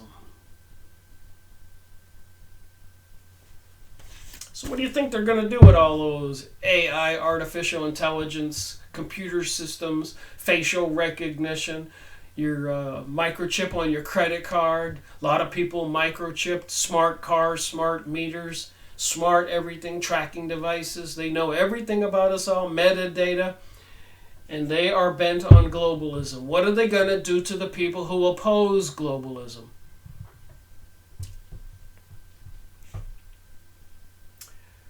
Of globalism. The first of these is that the CRFR advocates the creation of a world government. The ultimate implication of this is that all power would be centralized in a single global authority. National identities and boundaries, including our own, would be eliminated. It is said that while the CRFR does not always espouse this idea directly, it does at least insinuate it, as by suggesting measures that would serve as the stepping stones towards that end. And I did go to the Council of Foreign Relations website. I did look up the Foreign Affairs magazine, and even anybody who looks cannot deny that they are globalist. And of course that's part of the biblical prophecy, and also part of this pledge prior to World War II to turn the New World Order over to these Jewish elites into the Mystery Babylon, Kabbalah, alchemy, Talmud religion. And like in Russia after the World War I, when they took control, revenge was extracted and 100 million Russian Christians and other people were killed. Over 10 to 15 years, and all the Christian churches destroyed, and we can see the anti-Christian sentiment in the media today and the advertisements for this new religion, even with the Jewish sacred symbols, the menorah, the 7 or 9 candlestick symbol. Apparently even once so far on the White House front lawn.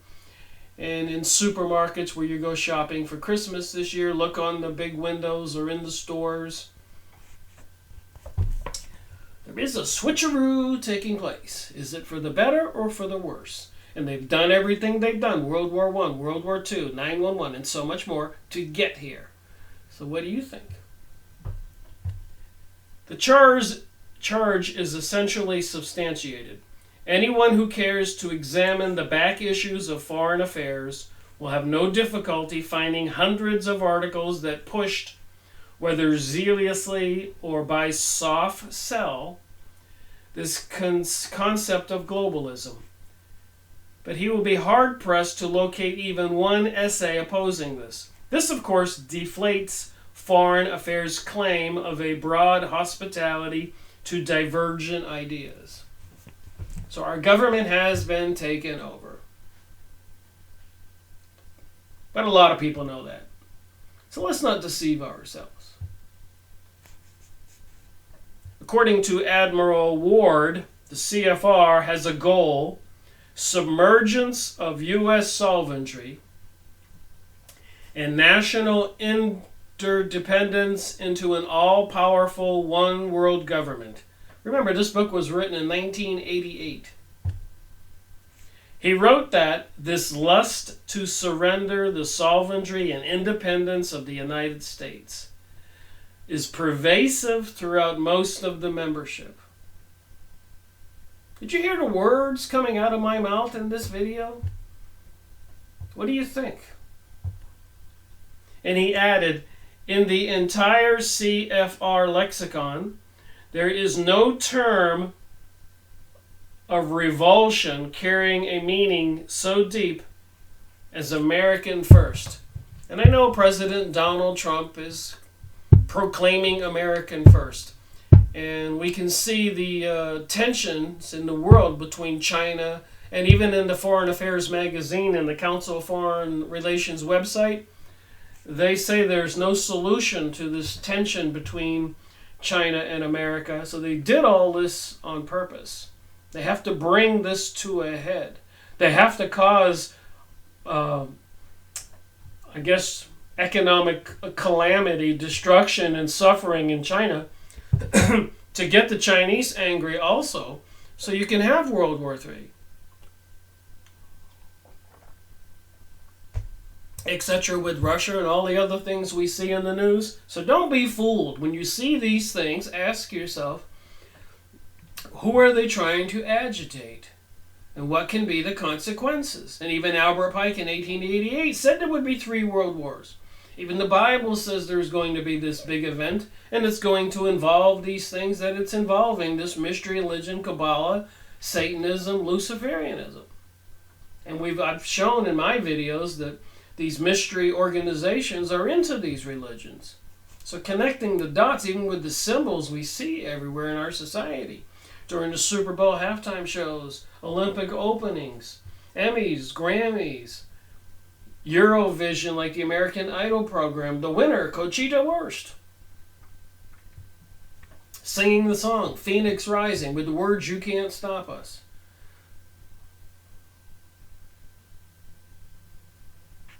Rather than stand on allegations, let us draw samples from the CFR's own works. An article in the inaugural issue of Foreign Affairs, September 1922, condemned what is called the dubious doctrines expressed in the phrases "safety first" and "American first." So even in the first edition of Foreign Affairs magazine in 1922, dubious doctrine of safety first or American first. And I remember George Bush Sr. said, out of chaos and anarchy will come the New World Order. His words, I think 1991, September 11th, he said that. I was saying 1986 in some of my videos. I had the date wrong, and one of my commenters corrected me. So I do make mistakes on these videos on some of these dates and things. I talk about so much. Of course I can't remember everything exactly. But what does it matter? 86 or 91, he said it. And so we have to have chaos and anarchy so they'll be able to bring about this global world order.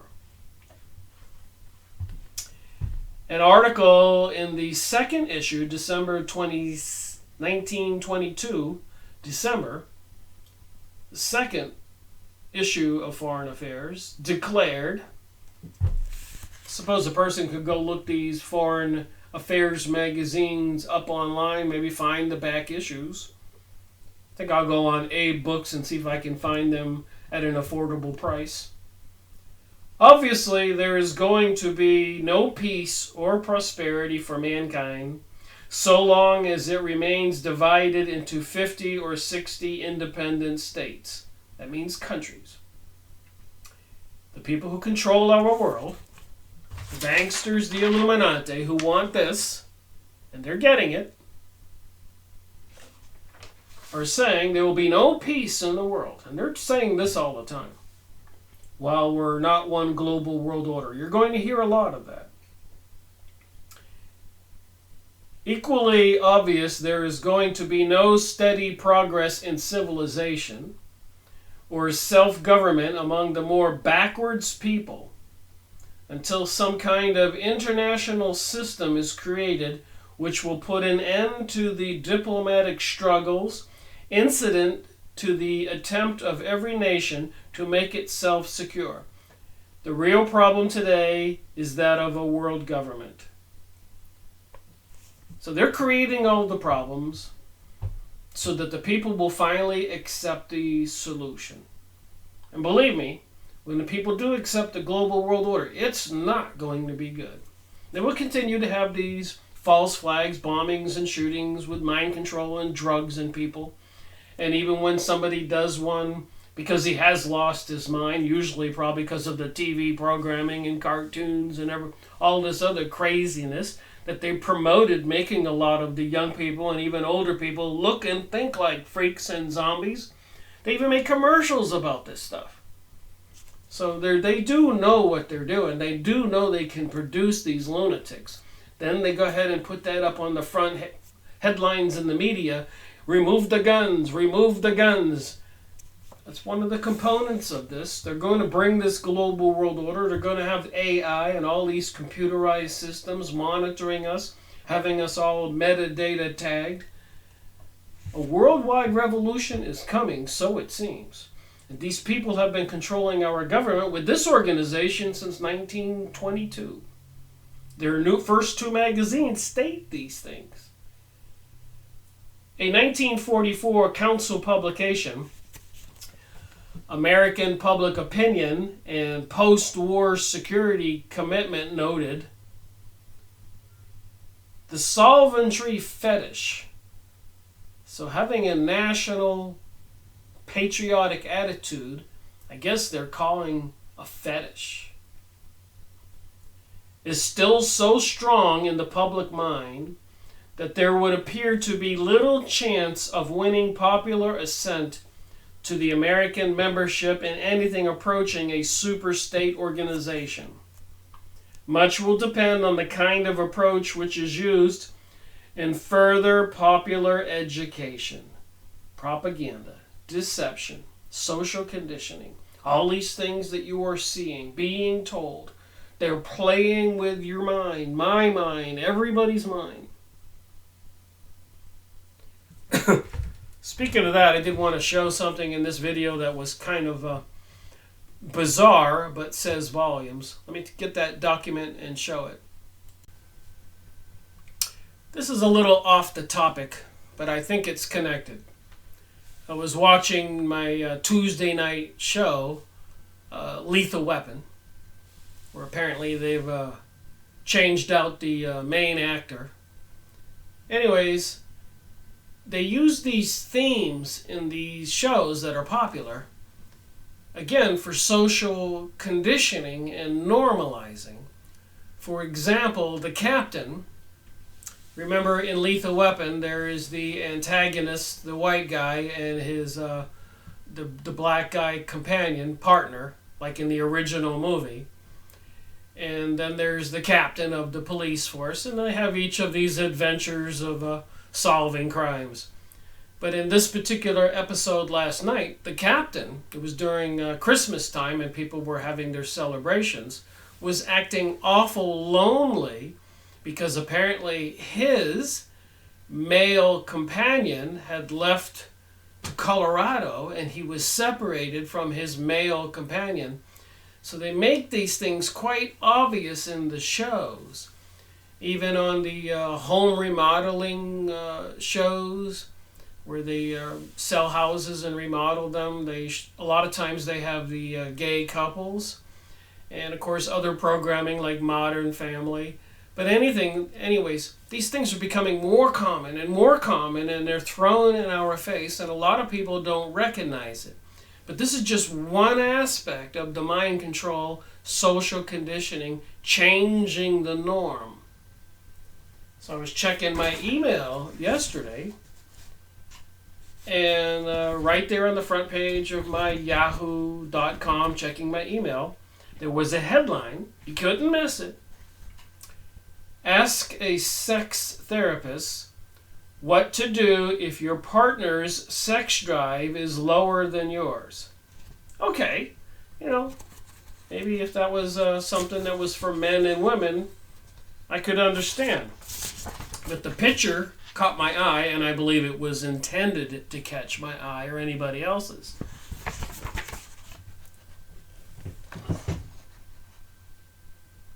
So it's two women.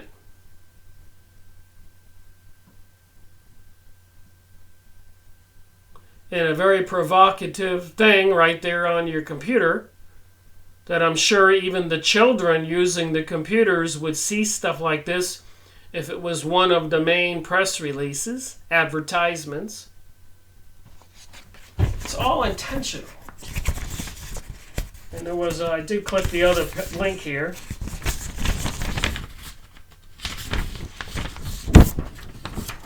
I guess that's the only picture I got. Here was the title of it. This printer didn't print out the whole thing. So maybe you've seen it. Ask a sex therapist what to do if your partner's sex drive is lower. And it says here, you know, sex is supposed to be fun. Dear Vanessa, I'm trying to get advice on how to better handle me and my girlfriend's sex drives. I'm the one who wants sex more frequently than she does. I'm tired of bringing up my needs with her multiple times without pressuring her. I tried. So this is, in my opinion, just bizarre. But that's just me. And then watching Lethal Weapon with the captain complaining and showing his loneliness because his male partner was in Colorado. So they were making that an integral part of the show. Don't be deceived by these things. And they're doing that with the global climate change, global warming, and all these other issues, the fires, sustainability, and even the last week when I was on my trip for Thanksgiving to Florida, if you remember, they recalled all of some kind of lettuce. They said there was some kind of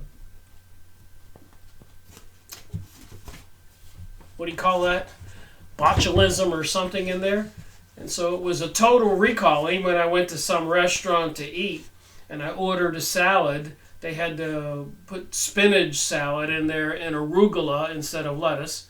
So we're all aware of that a week or so ago. And then yesterday in the news, 12 million pounds of beef recalled from salmonella. So what are the chances that a week or so ago it was lettuce, now it's beef? So you know there's intent behind all of this. And the other things in these advertisements, Kyle Jenner shamed for having opulent gold Christmas tree. Imagine how many families you could feed. So they're playing with our minds. Another press release was George H.W. Bush was the last president to really get tough with Israel. That's right here. So I don't think the Bushes got tough with Israel. Look what George Bush Jr. did, destroying all the countries in the Middle East and ignoring all the implications of Israel's involvement with 9/11. So they're continuing to lie to us, deceive us, the weather issue, the whole world issue. They want a global world order. They promised it to the Jewish people in the front page of the New York Times in 1940.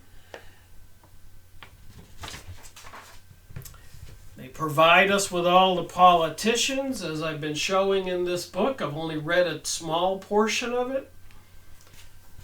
There's more here. I have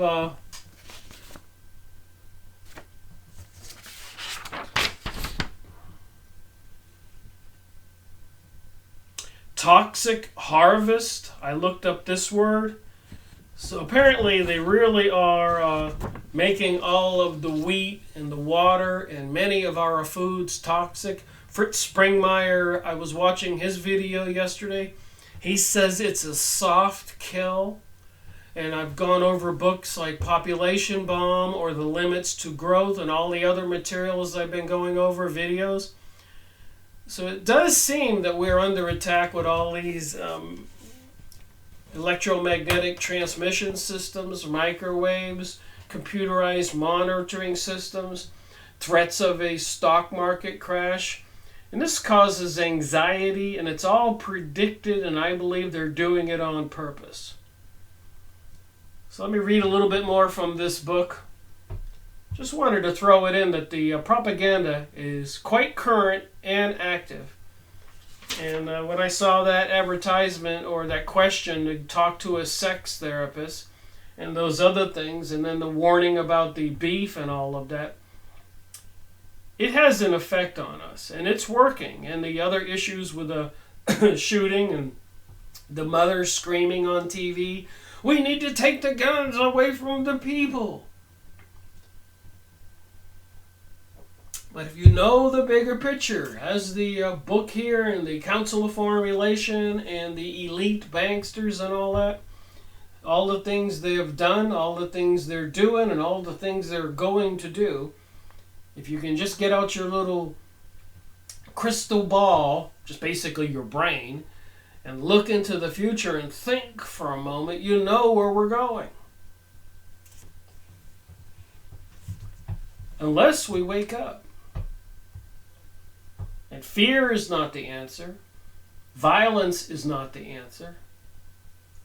This is just awareness is the answer. Believing and talking to God is the answer. Understanding what they're doing is the answer. Talking to your children, talking to your friends, talking to your parents is the answer. So we need to have solutions. I've been thinking about that lately. I keep doing these book reviews and reporting on the things that's evidence of what's going on and what they've done or what they're going to do. We need to be finding solutions. Oh, I'm on page 11. Didn't get very far in this book. In 1959, the Council issued a position paper entitled Study Number 7, Basic Aims of the U.S. Foreign Policy. This document proposed that the United States seeks to build a new international order. Well, this certainly vindicates a lot of things that I've said, that conclusions that I've made from the research that I've done. Here's a 1988 book. I'm Johnny come lately. I didn't start investigating till 2005. Although I was an aware person, had worked at a major aerospace company, had seen some of the internal goings on, things I thought were kind of bizarre and weird. And I've learned so much since then. It's in this book here. So in 1959, the Council issued a position paper entitled Study Number 7. You can get this book. If I've only read 11 pages and there's 257 pages, I'll try to make another video on this book. And on Abe Books, as of today, there were numerous books of the Shadows of Power for $3 or $4, $5. So, and it's free shipping. So, and I have nothing to do with abebooks.com or any of the other used book sites. I'm just saying it's just a really good deal. And I wouldn't be surprised if a year from now or even a couple months they were going for $50 or $100. People get word about a book like this out there that's been suppressed. The Shadows of Power. James Perloff. The document proposed that the U.S. seek to build a new international order. Here's a book with all the information. The steps it cited as necessary to achieve this were: number 1, search for an international order in which the freedom of nations is recognized as interdependent, in which many policies are joined, undertaken by free world states with differing political, economic, and social systems, including states labeling themselves as socialist, which is another word for communist. It's all propaganda, deception. Any system would work if we had sincere, honest politicians and leaders and no exterior mafia-type organization running things, feeding the society's drugs and porn and all kinds of other deceptions. Number 2, safeguard U.S. security through preserving a system of bilateral agreements and regional arrangements. So they gave us all these NAFTAs and other Pacific trade agreements, and they were all lopsided to try to destroy the health and wealth of America. And when it became too obvious that we weren't making anything, they give us President Donald Trump, who shuts the whole system down, and it's going to cause a lot of suffering in these other countries where they moved all these manufacturing facilities to. It was all intentional. They want World War III. They've tried to get it started several times.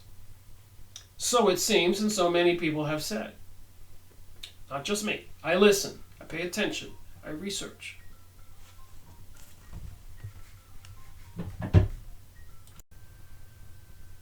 Number 3.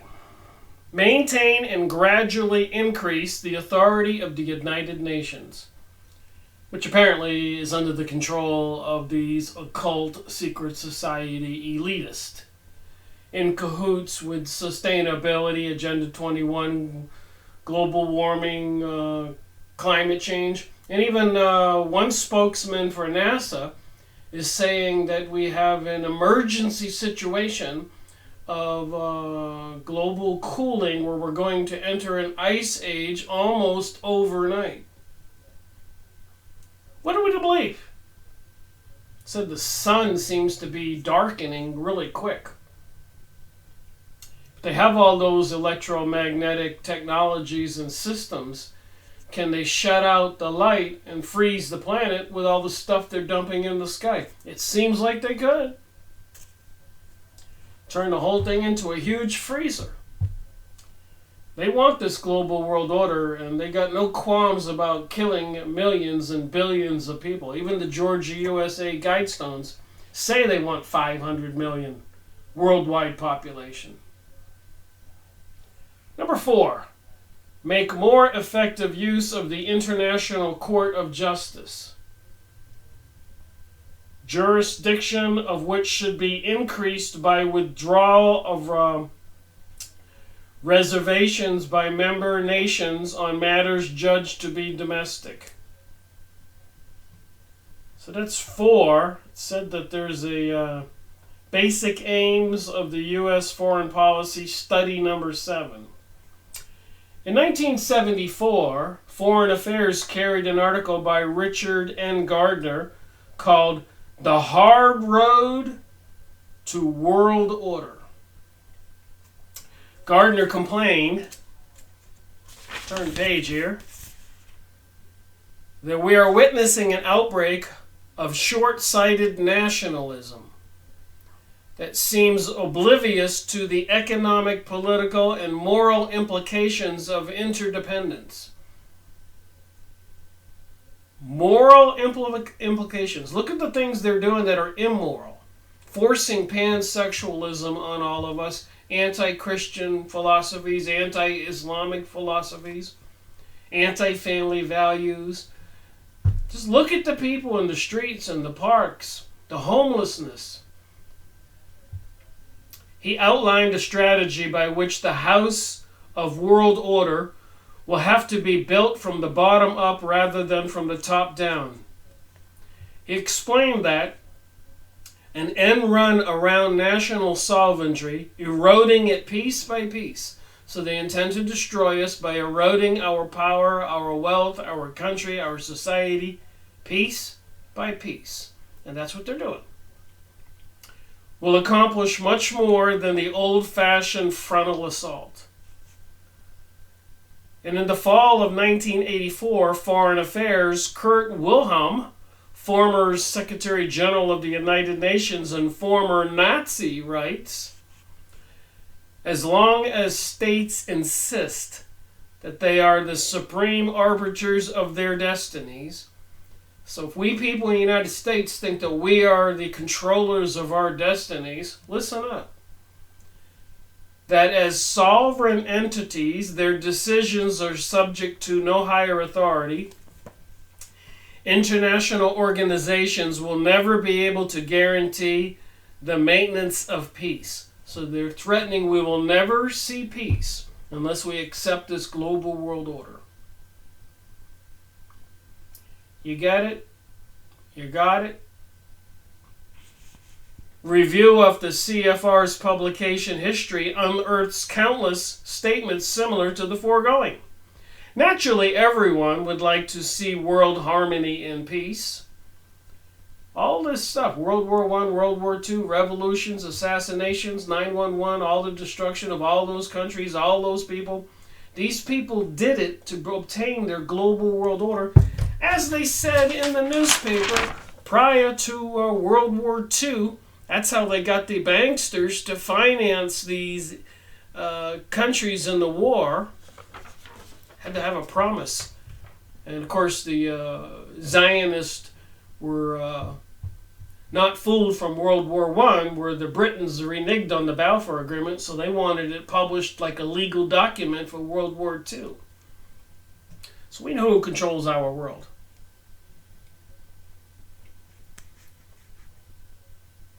But if the United States traded its sovereignty for membership in a world government, what would become of our freedoms as expressed in the Bill of Rights?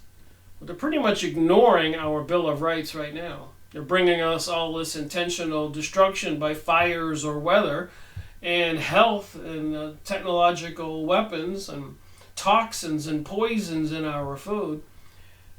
People don't want to wake up to the fact that it seems to be happening. How would the rulers of the world government be selected? How could a single central authority equitably govern a planet that is so diversified? These are unanswered questions that have darkened the Council's crusade for globalism. So the Council of Foreign Relations is controlled by the globalists, the Illuminati, the banksters, the Zionist Jewish people, the Kabbalists, the alchemists, mysticism, the Satanists, the Luciferians, the anti-Christians, anti-Muslims. And the second highlighted topic is of communism. A second and more controversial accusation against the Council is that it has been soft on communism. And you don't know the half of it. Apparently, the Council of Foreign Relations honors Trotsky.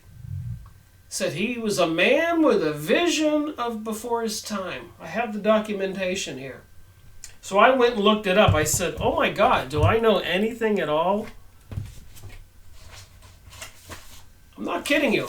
So the Council of Foreign Relations, when Trotsky died, they memorialized him and said he was a man with a vision before his time. This is the Russian Revolution leader, one of them. They killed 100 million people. He's honored by these people in the Council of Foreign Relations. The communism, part of the Illuminati, the Zionist Jewish people, part of biblical prophecy, part of, it's right here, New York Times newspaper, and so many other books and documents I've gone over. It says they need to be, we would demand that the wrongs suffered by the Jewish people in so many countries should be righted. So vengeance is going to be extracted from we people all over the world, like in Russia, like in World War I, World War II, and all these other places where the people didn't agree or go along with being slaves or being taken advantage of, been cheated and treated like lower beings. So I did look it up. I mean, I was scratching my head and I couldn't believe this stuff in the Council of Foreign Relations, The Shadow of Power and the American Decline by James Perloff. And I got to that section and I went and looked up this document.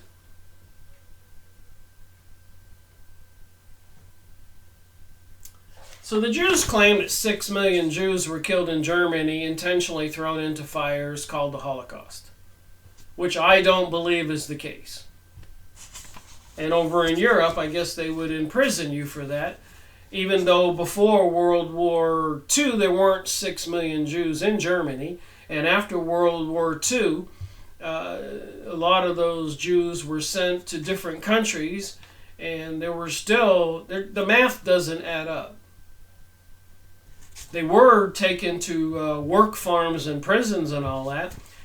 Prior to World War II, a lot of Germans were aware that during World War I, Germany was betrayed with the Balfour Agreement with the Britons. Even pamphlets were dropped all over Germany telling the Jews there that if they supported Britain, Britain was going to help them get the Palestinians land so they could rebuild the kingdom of Judea. Dropping pamphlets from the sky.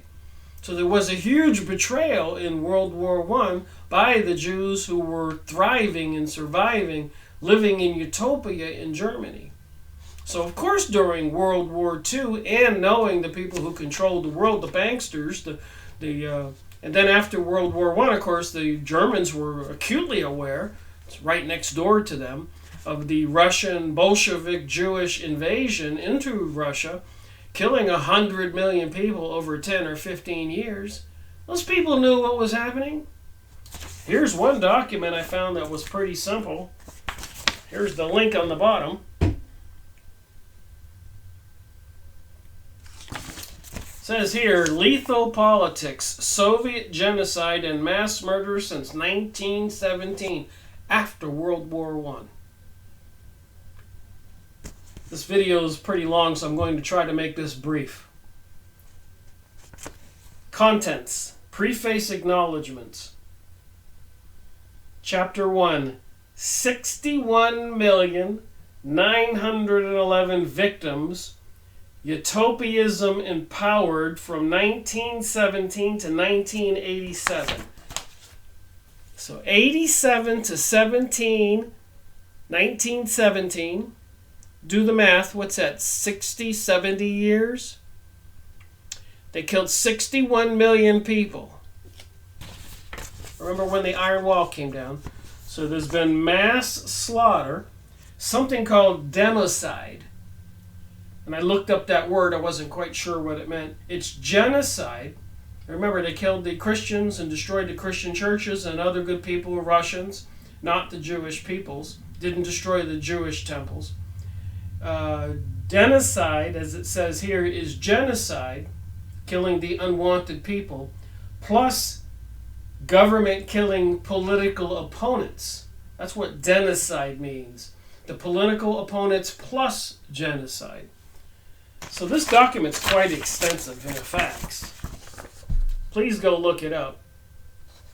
There's the link on the bottom.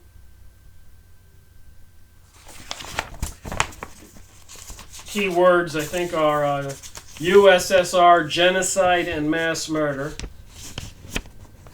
61,900,011. So they even have it broken down by the years here. 3,284,000 from 1917 to 1922. So the first 5 years after the 1917 revolution, 3,284,000 people were killed. After World War I. So what do you suppose the Germans were thinking during World War II, when all of these Jewish people were living in Germany and pamphlets were dropped from the sky?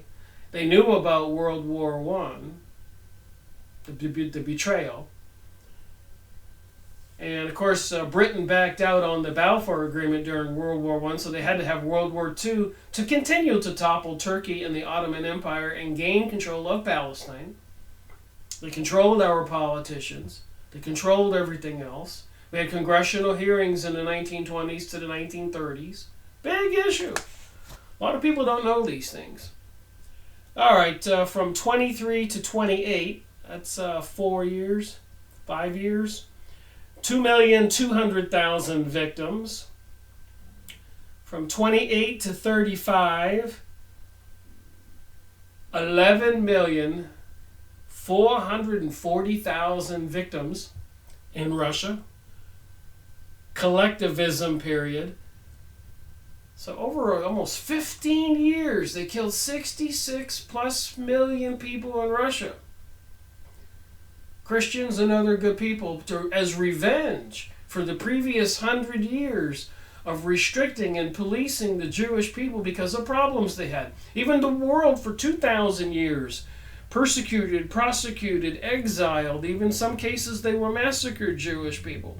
It says here they're going to make amends, righting the wrongs over 2,000 years of history.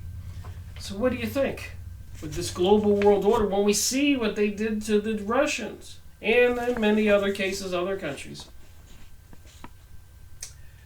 28 to 1935. And then when Trotsky dies, the Council of Foreign Relations do a huge memorial and say, here's a man who did great things with visions before his time. Complicit in murdering millions and millions and millions. So if that's what they think,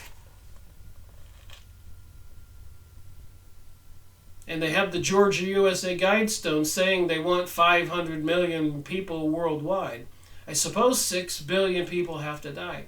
And that they're installing all these microwave transmitters, weaponized systems, plus computerized artificial intelligence systems, controlling the water, food supply, air supply, and developing all kinds of viruses and plagues. Do you think we have something to be concerned about? And I don't like to get emotional on these videos. And I woke up at 5:30 this morning, clear as a bell, and I've done that before, and I went and read for an hour or two out of this book, and I said, oh my. It's been sitting on my desk for a couple of weeks. I got a whole stack of them here I need to go through. So thank you for watching my video. I'll try to make another book review on this book and continue with the material. But I did notice they were quite cheap on abebooks.com. As long as they last $4 or $5 or whatever, free shipping. And I've got nothing to do with A-books. But it might be worth it to get this and read it and show it to your family or friends that loan it to them, whatever.